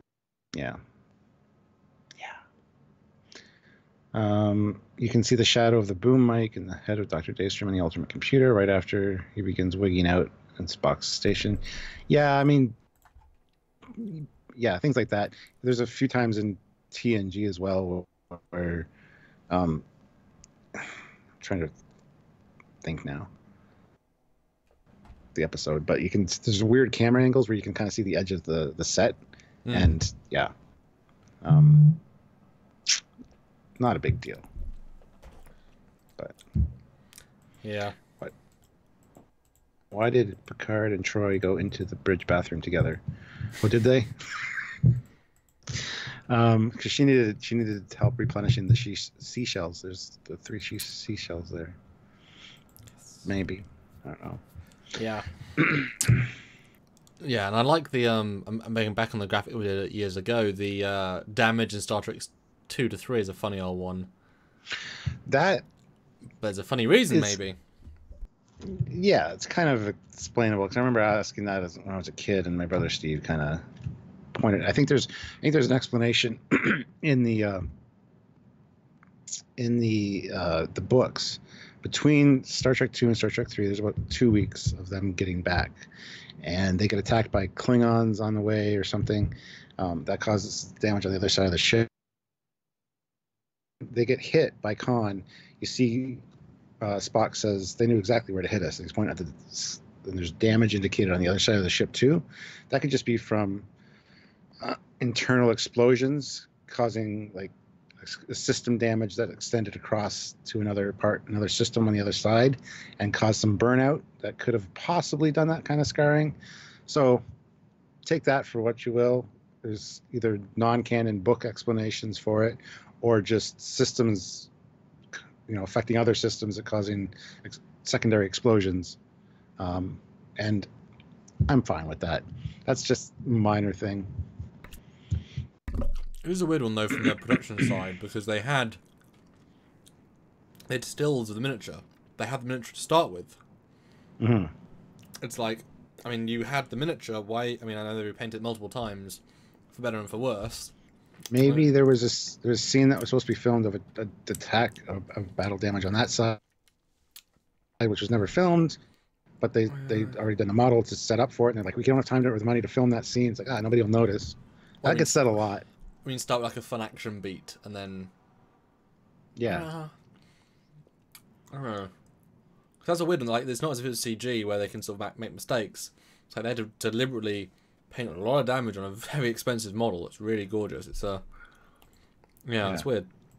Weird. They could have been ordered to do that based on a scene, and they did it. And then all of a sudden it's like, we don't have the money or the time to film this other scene. We already did the damage on the ship.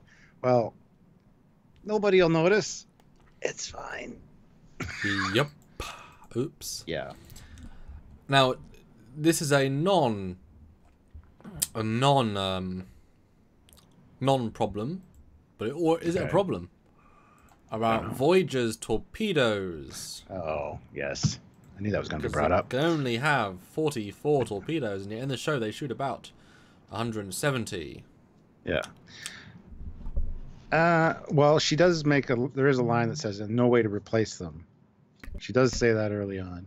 However, which is quite an important part of the scene, 'cause it gives you the real sense of pace. You know, it's an importance of those things. Yeah. But that being said, moving along, they could have modified some replicators to modify the parts necessary to build new ones. They can acquire different components and things from different alien races they come across to construct similar ones, similar in design to theirs, that still did the same job. Maybe not as, I don't know. There's lots of reasons, and I think are lots of ways that it can be explained. I think replicators is a good one. You replicate the different parts you need in engineering and construct one. I mean, all you got to do is fill it with some antimatter, which I'm sure they could do. So I don't see a real problem with that. But yeah, her saying that there's no way to replenish them is kind of odd, because you would think that that's something they could do. Unless necessity is the mother of invention. So maybe they're like, damn it, we can't replace these things. I wonder if we can build them. Well, let's give it a shot. Let's try building the components. I mean, any good engineer should be able to. I mean, the schematics for a torpedo are in the systems to be able to repair a torpedo. And a torpedo is not that complicated. The physical shell pieces should be easy as hell. Replicating different pieces or even building them, whatever. It's more the matter, antimatter, but again, that's just fuel. And any rare maybe we can't replace them because we haven't got the dedicated proton amazement core, which takes L-lithium residue. And so in their standard complement, they haven't got the ability to make them because they assume we'll pop into Starbase 18 and get some more, and then either we can build our own new ones or just get new ones. Fine. Yeah. So yeah, they just find the residue out there. I mean, we always associate that as being a few torpedoes, but if we see the show counter, they get through a lot of episodes before they get to the 78. So it's not as if it takes a season to burn through them all.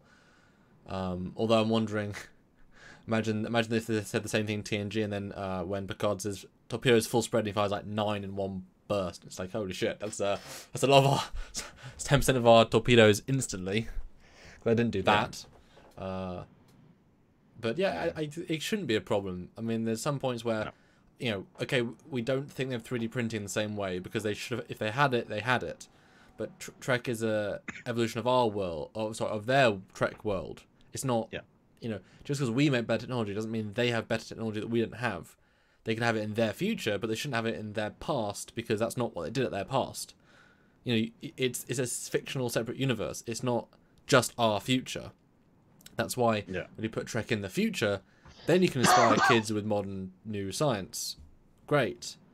But in TOS they still use buttons. In NX1 they still use buttons even though it's in the future. It's just a thing. It's the Trek universe. And so they couldn't 3D print torpedoes, but they're all engineers. I mean, can you imagine that B'Elanna... Bye, Simon. Simon has to go. He says, keep up the great Trek work. Thank you. Bye. I mean, given B'Elanna's a pretty damn good engineer, and you see it all the time. Genuinely good engineer. Do you really think she didn't build any for the Marquis, or was never asked to, or never part of, I'm sure they built weapons, I'm sure they can't just, what, I mean, that could just be the single thing. What if B'Elanna had the personal expertise to build, to cannibalize torpedoes, whereas standard Starfleet officers were never taught that because it's a bit of a dodge thing. But she was a Marquis who learned it, you know, as a rebel. Yeah. I mean, that would be an easy way of explaining. We know she reprogrammed a fantastic job of that. Sorry, the what? Yeah, you killed off there. Sorry. I said we know she reprogrammed the Cardassian Dreadnought missile. Yeah. She did a fantastic job with that, to the point where even she couldn't get around her. And that's a big ass torpedo. Measures. So she's talented in that respect. So who knows? But yeah, I have no problems with them. It's kind of like I just got the game Ace Combat 7. I played all the Ace Combat games. It's a fighter jet game, right? And oddly enough, even though you can only have like 6 of a certain missile strapped to your plane, you got 86 missiles. So you fire them and you keep firing. When you get to 0, it says you have 0 missiles left. But if you wait like a minute of flying time, or maybe 30 seconds, all of a sudden 2 missiles pop up on your thing, so you can still complete the mission.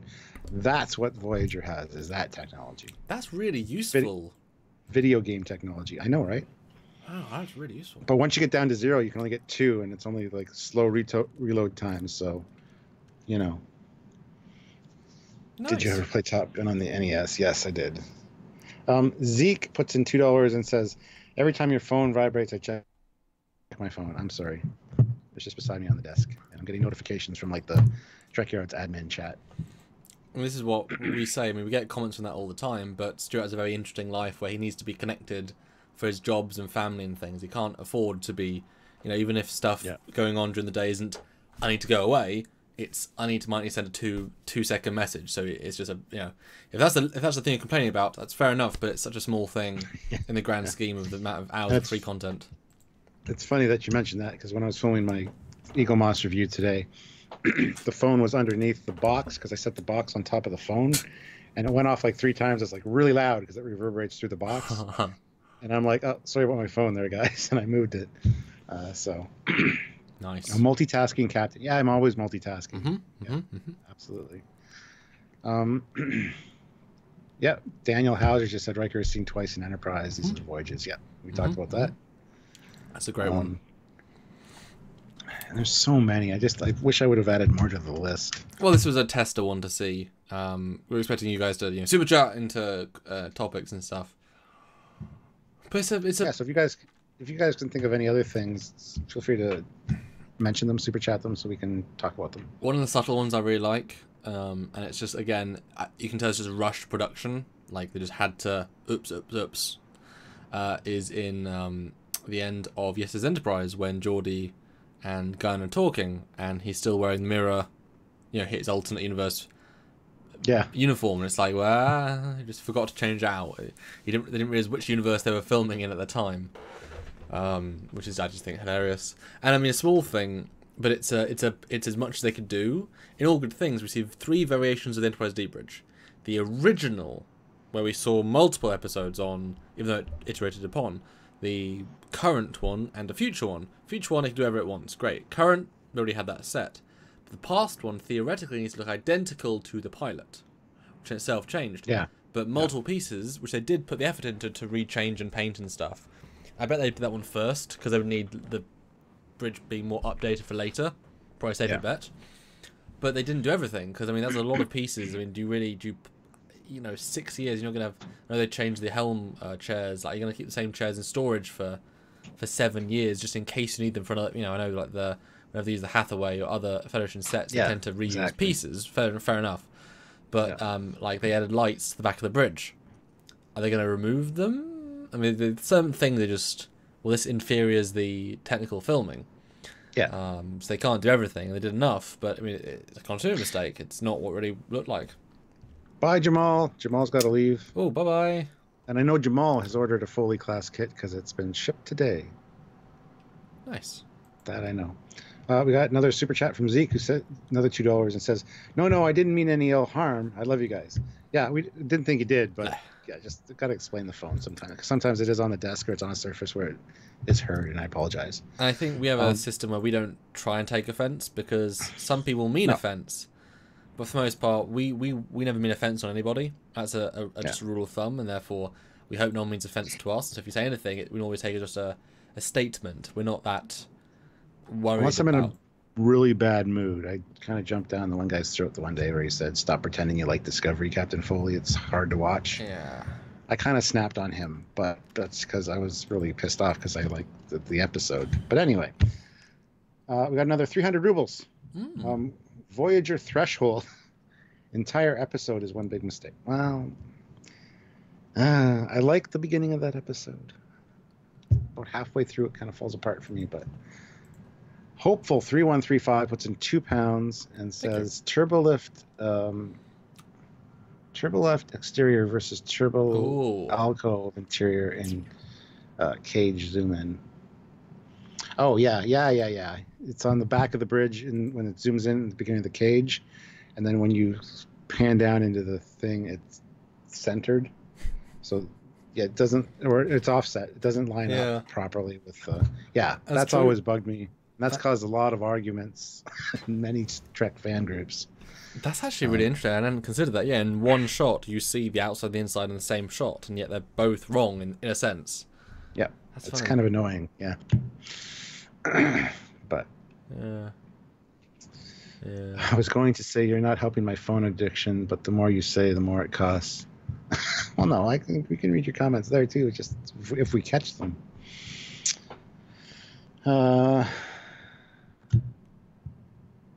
Anyway, yeah.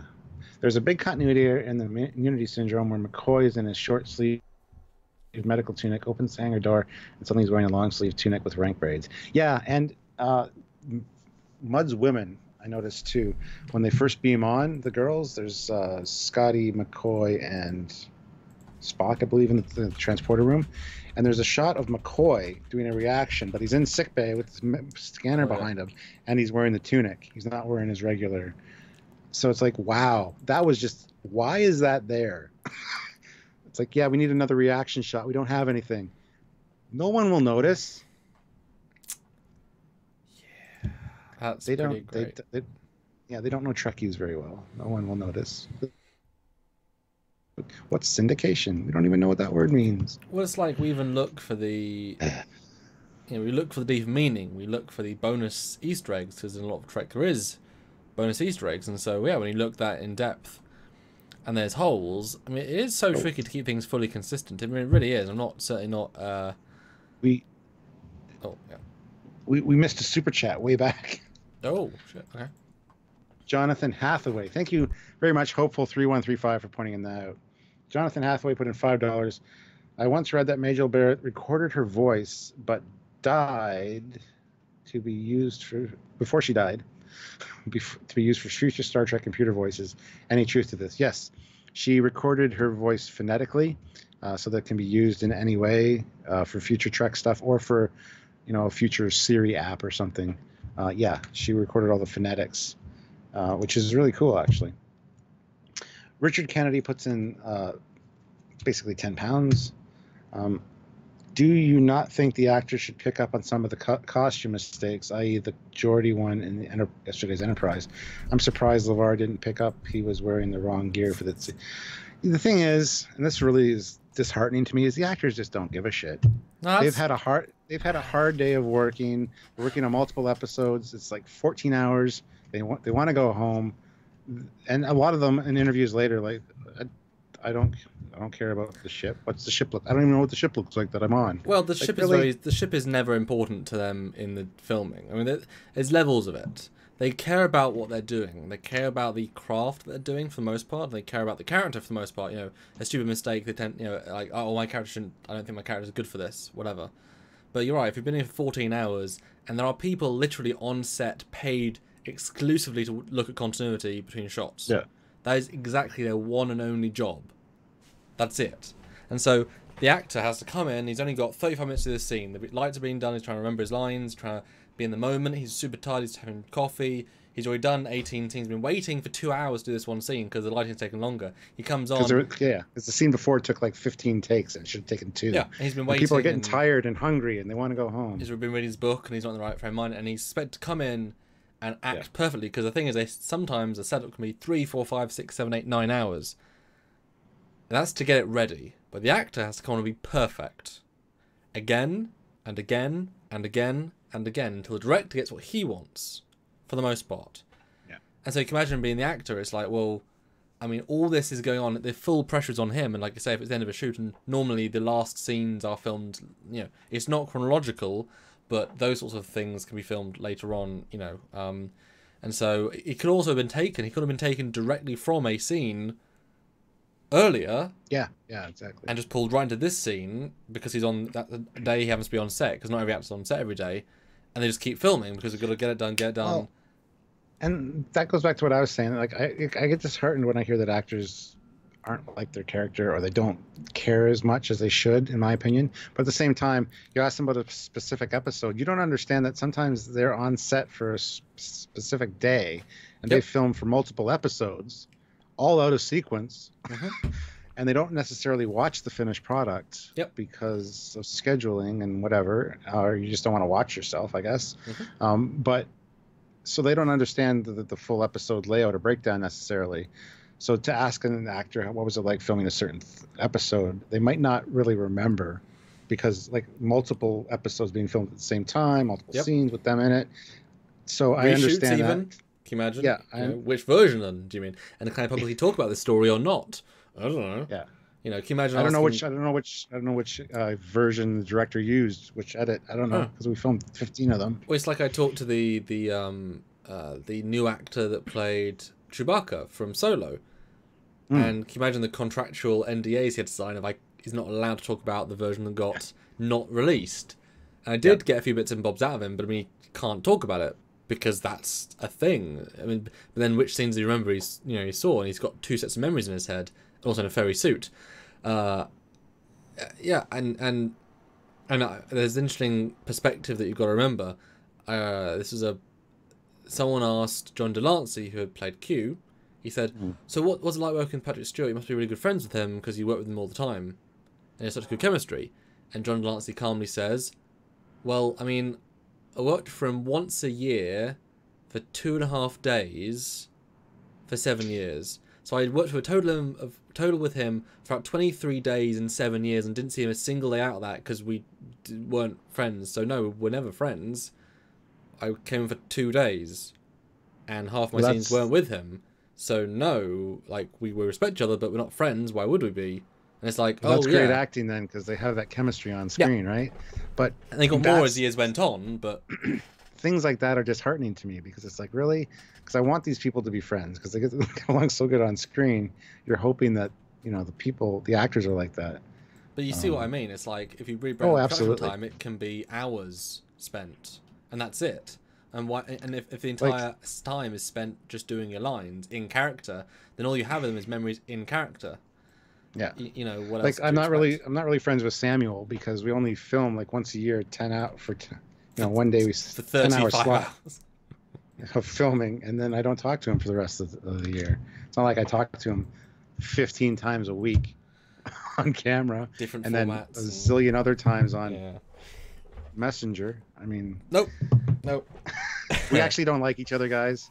Just so you know, it's like a George Takei and William Shatner thing. We actually hate each other, but on screen we have to have this chemistry. So I almost stabbed him 3 times when I was at his house, just because he talked. You don't know how awful he is as a person. True. This is very true. We actually just despise each other. So now you guys know our little secret. Acting. And can you imagine though, like a guest star, someone like Castillo from the SS Enterprise, who was in 1 episode for about 30% of the episode, probably only on 2 sets. He only got to be on the sea and the sick bay, and maybe her quarters and the transport room, and those could be in the same day, probably for 2.5 days. And yes, he's got chemistry with Tashiar character, but it's like, I was on basically a weekend. And if you say what was it like a weekend ago, 30 years ago, it's like, I mean, you're not expected to remember it. And while what are you doing? Oh, you're hating me. Okay. Shooter McGavin. No, AC Costello. You're talking about the actor that played Shooter McGavin, so this is his thing. Okay. I like doing that role. This is why a lot of the time, if you are an actor, and I imagine for Trek especially, you watch your own work back for conventions happen to, because it's been decades, then your memories become linked to what you see in the final edit. You remember those stories because that's what what you see. You know, you remember the specifics, and I know that, I mean, having been to a few conventions, and we've certainly talked at a few conventions, like, you do tell some of the same stories. Yes. Can you imagine being Bill Shatner or being Marina Sirtis and go to 15 cons a year, which in itself isn't like the biggest thing ever, and you ask the same rubbish questions because it was just new fans that want to talk about it. And it's like they give the same story, and they're actors. It's amazing they can give the same energy almost all the time. I mean, they're getting paid paid pretty decent for it. But it's like good people to be able to do that again and again and again and again. The problem is Marina Sirtis only tells 2 stories, no matter where I've seen her. It's like, really, come up with something new. You've got different stories, I'm sure. Don't tell the same ones over and over and over and over again.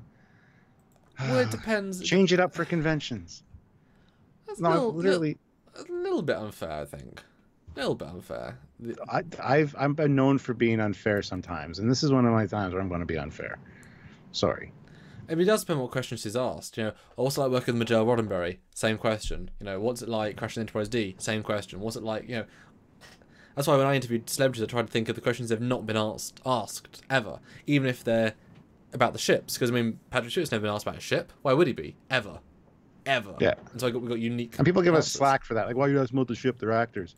Because we're Trekyards and we want their opinions on the ship. Everyone has an opinion on a ship, how it looks, whether they're into the ship or not, whether they're Star Trek fans or not. They have an opinion on how it looks to them. That's why we ask those questions.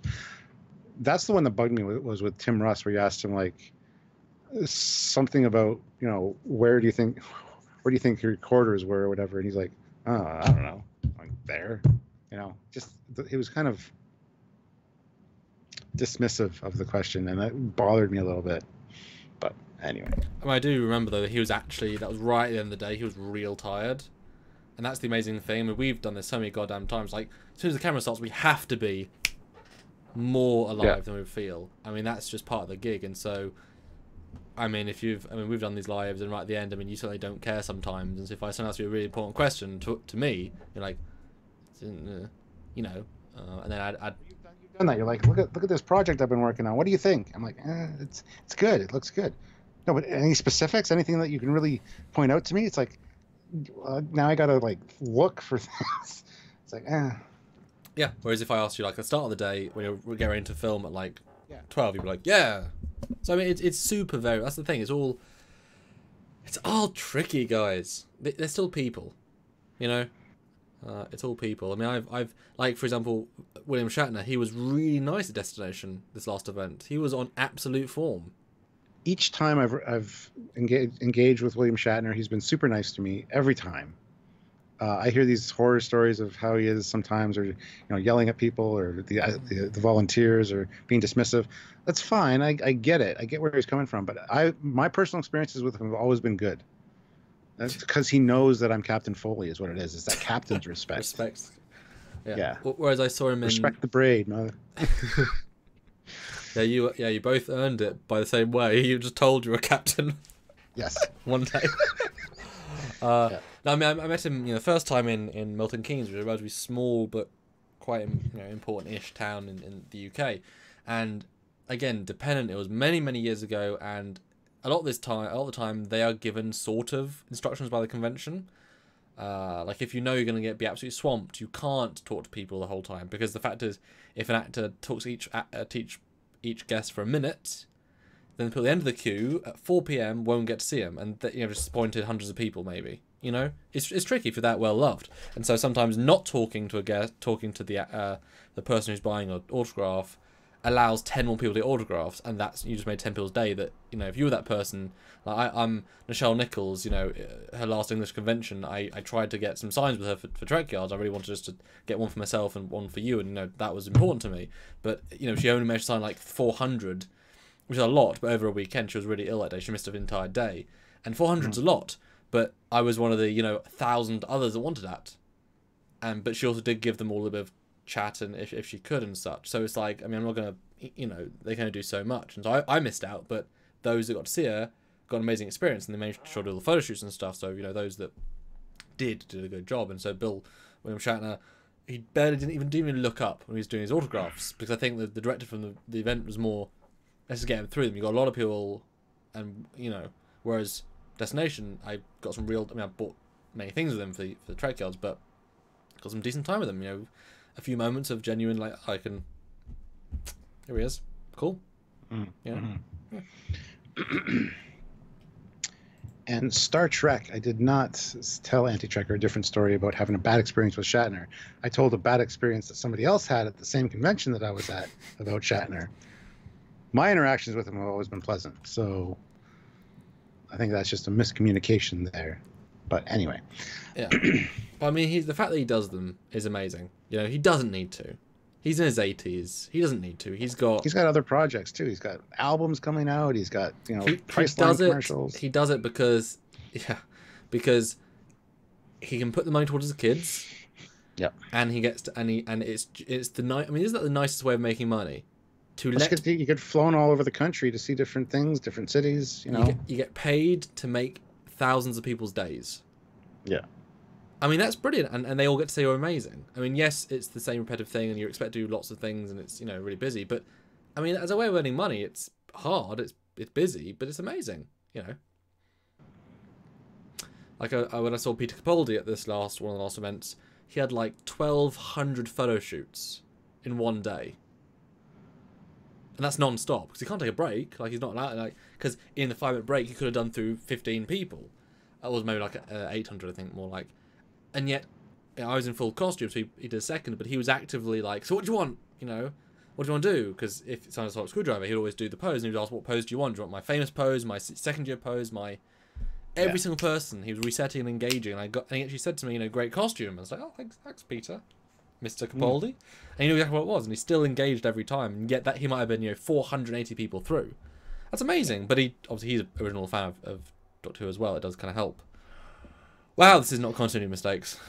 No, Richard Kennedy puts in £4.99. Thank you. Have you seen when Will Wheaton met William Shatner on YouTube video? He went over to see him on the set of Star Trek V. Thought it was quite funny. Yeah, I've seen it, and yeah, it is what it is. It depends what day. I mean, I've heard the Garrett Wang's version of meeting William Shatner too, which is also interesting. But I mean, there is we mentioned earlier about how, you know, Mr. LaForge didn't know who's in the wrong costume. But imagine if you are an actor that's getting paid like 5% of the entire budget of the movie, and your name is going to bring in 2 million people in the cinema. Your name. And you're the one that gets the most lines, the most screen time, the most pressure. If you give a bad performance, more people are going to notice you than anyone else. And so on set, you know, you need to... Every single moment you have of the day is structured because you are the money. And the studio, if they have to pay one more day of you being on set, oh, holy shit, that's a big bit of the budget. So can you imagine being that much pressure? And so, yeah, this kid that you don't, you know, comes up to you like, hey, be polite. But what if you had 15 fans that were on the crew to hide him early that day? I mean, you know, if we had 20 people in one day talk to us in 20 years' time after retired, I mean, it's all, that's the thing, it's all contextual. We both had great experiences, but you can have bad. Like, I've met Tim Russ and he's been very great. Yeah, like, well, yeah. I've had, yeah, no. Tim Russ kind of puts me off a little bit. It's like once I met Chakotay or Beltran actually high on weed. And it was amazing. A whole different experience meeting him high on weed. Or, pretty sure it was weed. And I met he was visiting his spirit animals. Yeah. And that was hilarious. And I met one of the ladies, I can't remember, I think in Voyager, and she was real cold, and she was shivering and is like, you know, it's all she could think about. She wasn't really engaging in the same way because, you know what I mean, it's so variable. You and I have seen a little bit of that as well. Every time we go on like a podcast or even on these, the same questions comes up. How did you guys meet? We've told this story multiple times. We have like a routine now for telling the story. And we try to vary it a little bit each time, but it's the same. It's obviously the same story. We're not going to... It's a script at this point. Yeah, but... we always give it our all every time because we can't not. Yeah, sometimes it does get a little frustrating. Like, we've already covered that. Next. But... you know, we try to, and not that we're anybody special, but, you know, we kind of experience it in little doses. Well, yeah, it was kind of weird. It's like for the next 6 minutes of this explanation, you could have watched it in 10 other places. That it's like we're literally doing a repeat, a blooper, a best of. You know, go watch. Especially when we do videos, it's like a frustration for you, I know, especially as you do it. You spend time on a script, brilliant script. We film the script, we're brilliant. You sit back, I make the script, you come out, it comes out, brilliant. And in the comments they say, oh, but the bird of prey can do this. And you're thinking, well, yeah, it's in the script. It was at minute 13. We mention it. Why are you mentioning it in the comments as if we didn't? Because people don't watch the video necessarily or pay attention. A lot of people click on a video, dislike it right away, make a stupid comment, and leave. Anyway. Yeah. So, guys, pretty much at the end of part of the job. Pretty much at the end of our time. Let's see if we can get $10 more would be wonderful. Bit of a slower super chat today, which is fine. Every single. And yet, 240 people. We were up to 276 at one point that I saw. So it's been a great turnout. This has been a good topic. So we're going to have to revisit this. Brilliant fan interaction. Yes. Because we do love talking to you. And it's nice to do 2 in a row and have support on each, because it makes our days even better. But 10 more bucks and we can go, sort of thing. Yeah. And if you've noticed, we've stayed away from Discovery topics for lives because, of course, we got Discovery tomorrow. I'll be doing my live reaction after it. Then on Friday, we're doing our review is coming out, and our live at 5 on Friday. So we do talk a lot about Discovery, and not everybody's into Discovery, so we're trying to mix it up with these lives to talk about things that other people might be interested in. So hopefully you guys appreciate that. Well, yeah, it's all. I mean, we've done lives like the Orville. No one watched it. It was really bizarre. Yes. So we try and do different things because different people like different things. I mean, we can always get people watching the Discovery streams. A lot of haters, a lot of people just want to see our opinions.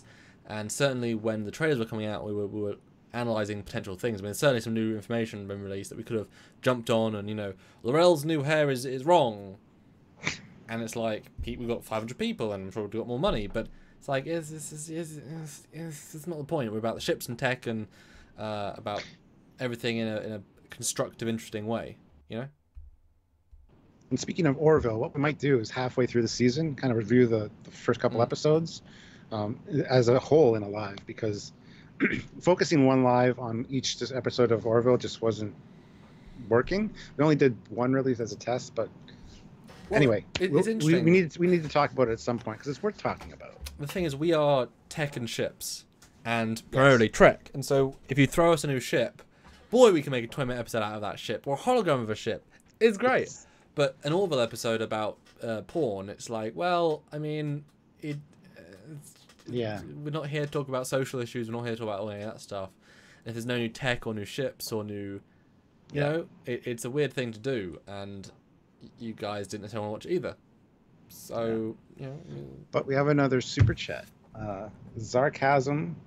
Kazar831 puts in $10. Thank you very much. Jack Crusher's uniform, the hollow recording, and Beverly's box of keepsakes has the Wrath of Khan uniform, but in a later flashback, Picard brings Beverly to Jack's corpse, and they are in TNG uniforms. Mistake? ? No, not a mistake. I think that's the issue. That was the transition between those crappy TO Wrath of Khan uniforms without the turtleneck or the belt that just look lazy to the new TNG style. So it was just a transitional phase. He made the hollow recording for Wesley when he was wearing the old uniform, and when he died, he was obviously wearing the latest one. So, okay, secondary thing. Now, you know how some people remember old things fondly? Yes. You can imagine that if he served on his favourite ship in the Wrath of Khan era uniform, and is very proud of that, and that was in his closet, and he puts it on, recorded that for Wesley because that's like what he's most proud of. That's how he wanted his son to remember him in, not in his shitty season 1, no one liked uniform, whatever. You know what I mean? Like, whatever. So I mean, you could sort of argue that he wanted to put his best foot forward there. Yeah. So not a mistake in my opinion. It's the Darth Eddie says 5 years later. Yeah, but I still love the fact that Picard still wore the Wrath of Khan uniform. It's so weird to think that uniform is the single longest serving uniform by a long way. It's like 85 years of that uniform. Well, people were complaining, damn, this thing is hot. Oh, we'll get rid of the turtleneck for you. Here, just wear the jacket, the wool jacket against your skin. Should be very comfortable. Let's do that. And by the way, who needs a belt? Let's make it look lazy and a nice transition into the TNG uniforms by just taking away the belt. Nope, it looks worse. It looks so much worse without the belt. Yes. So much worse. The uniform, that uniform is the culmination of its parts. It's better than some of its parts. If you take elements out, it instantly, because the jacket itself is wibbly wobbly. Like, you need to add the badge and the belt for it to actually pop, because it's actually a really long jacket. It's not like it's too long. It goes below the belt, literally. You know, it's too long, really. But it works when everything's put together. Yeah. Mike P says, please do an episode on why they change uniforms so much. Please, please, please, please, please.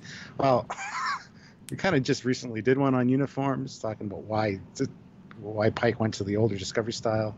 And we got a good email today. I don't know if you read it.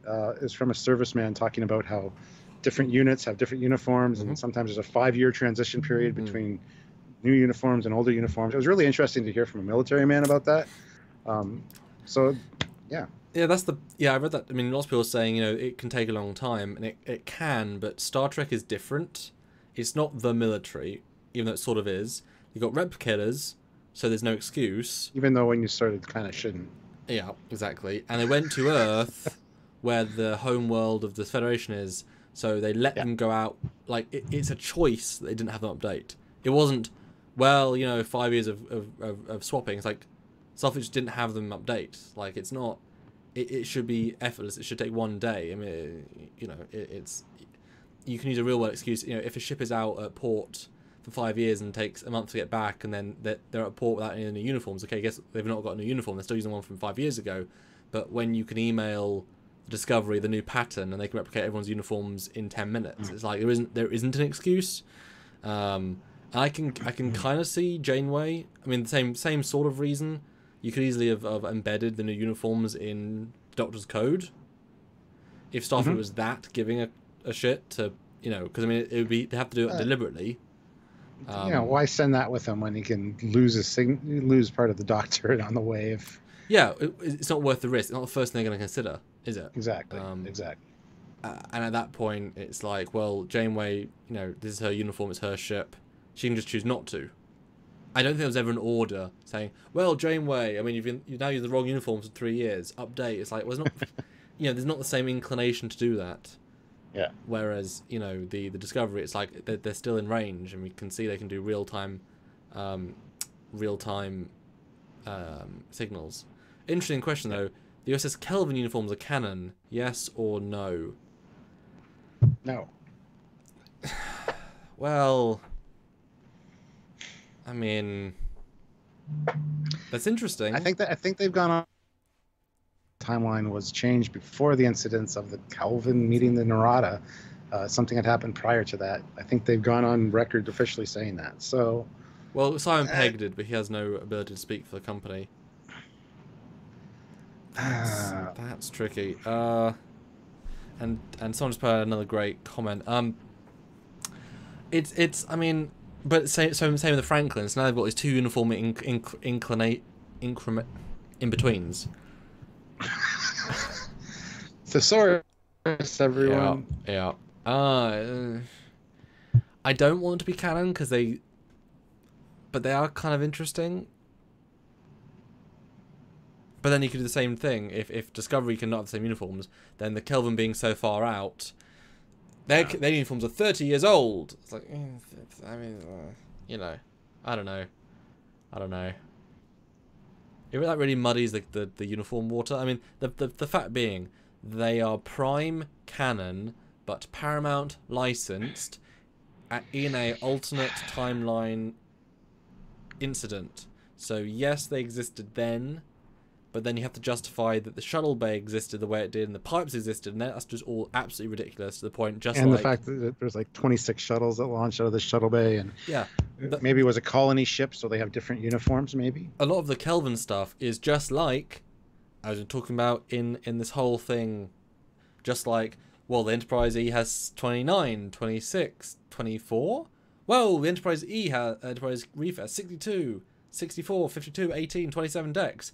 No, retcon it out. Like, it's one of those just stupid, it doesn't work. So the Kelvin interior is just instant retcon out. Yeah. You just can't. The Enterprise has 29 decks, canon. Yes, but. So the JJ uniforms, it's like, yes, but. And like Canon seems to be very fluid in Trek. it's just But- at some point majority rules.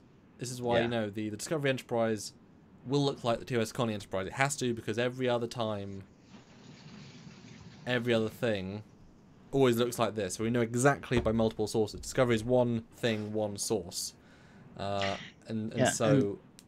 Star Wreck, I want to agree with you. I did make a video like that, but that was based on different stories, heard about the guy. But as I said in that one, I personally have never had an issue with him. So anyway, I will agree with you that I did do a video like that. And I still stand by it. I have a lot of issues with what William Shatner does. But personally, every time I've met him, it's been a good experience. So Yeah. anyway, on that note, Yeah. I can not like somebody and still have good experiences every time I've met them. And like I say, it's so unfair.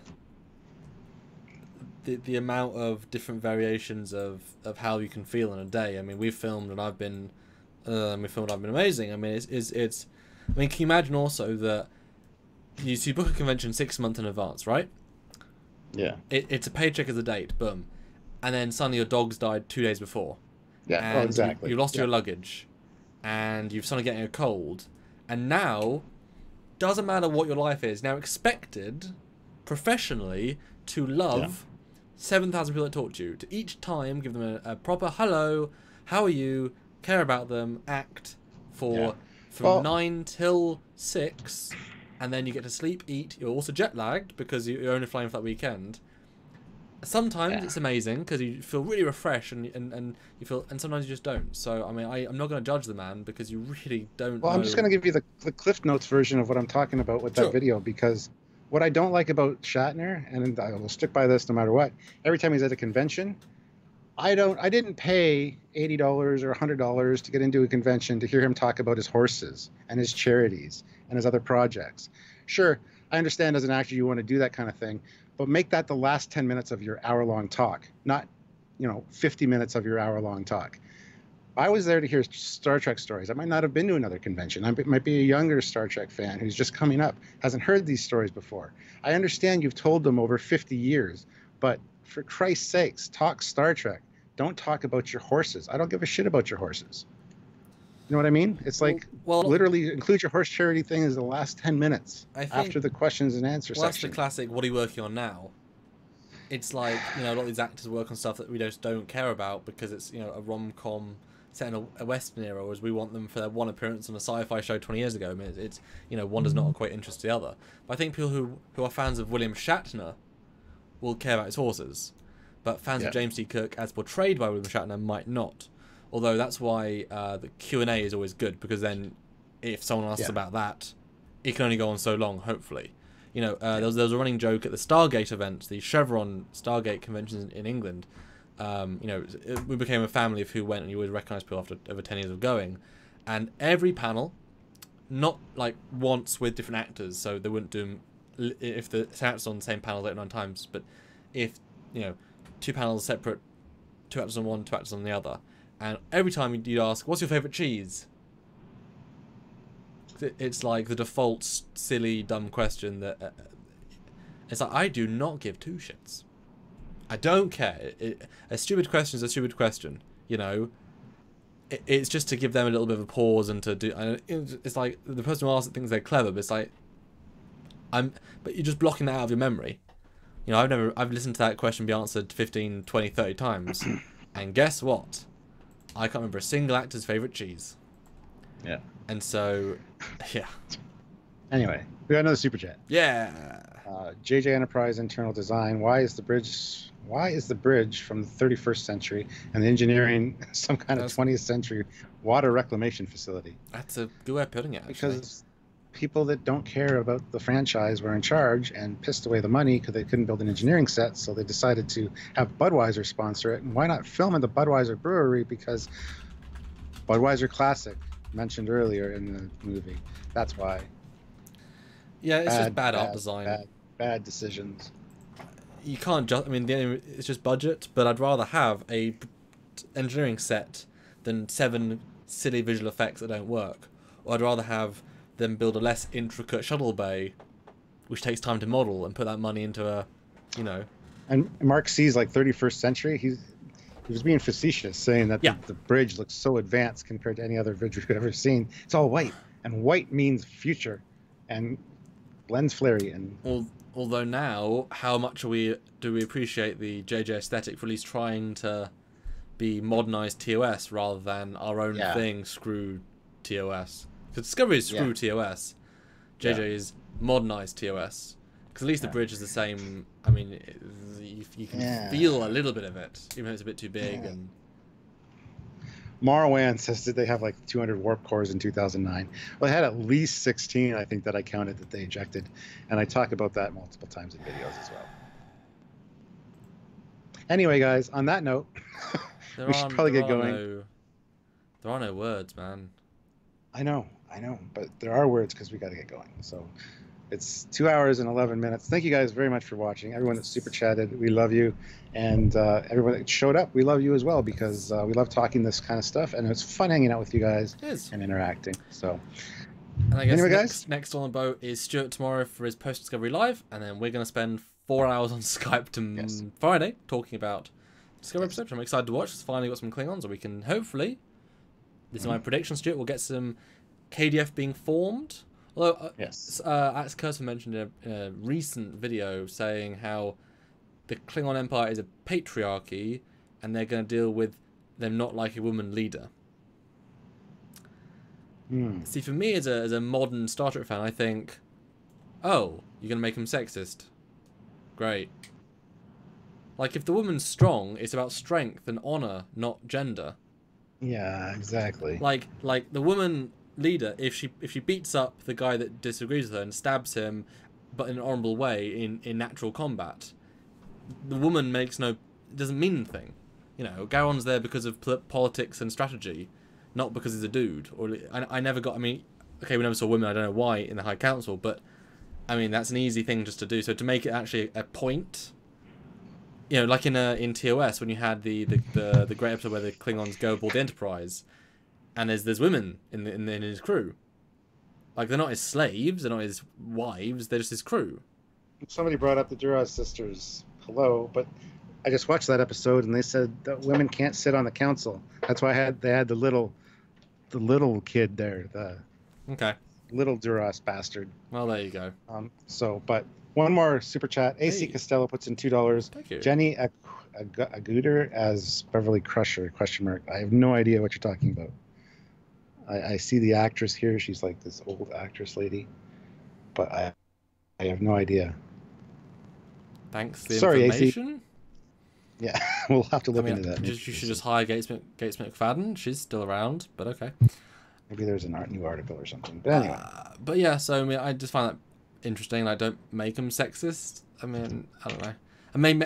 I could see it that Lorel was such a radical chancellor that they made a rule no women on the High Council because she was so like difficult. I buy that. For 50 years. You know, that'd be a nice tie-in. That'd be a nice tie-in. It's like, you know, she brought about an era of we don't trust women as much because guess what? Really screwed around the Empire. Yeah, we built the KDF. We gave rights to the smooth-headed Klingons who deserve it. Anyway, we'll talk about that at some other point. But do you think you'll see the D7 hologram tomorrow or not? Yes. Oh, I hope so. Yeah. Anyway, guys. Until tomorrow, I guess, for you, Stuart. Yes. Bye, everyone. I'll see you tomorrow, and bye, everyone.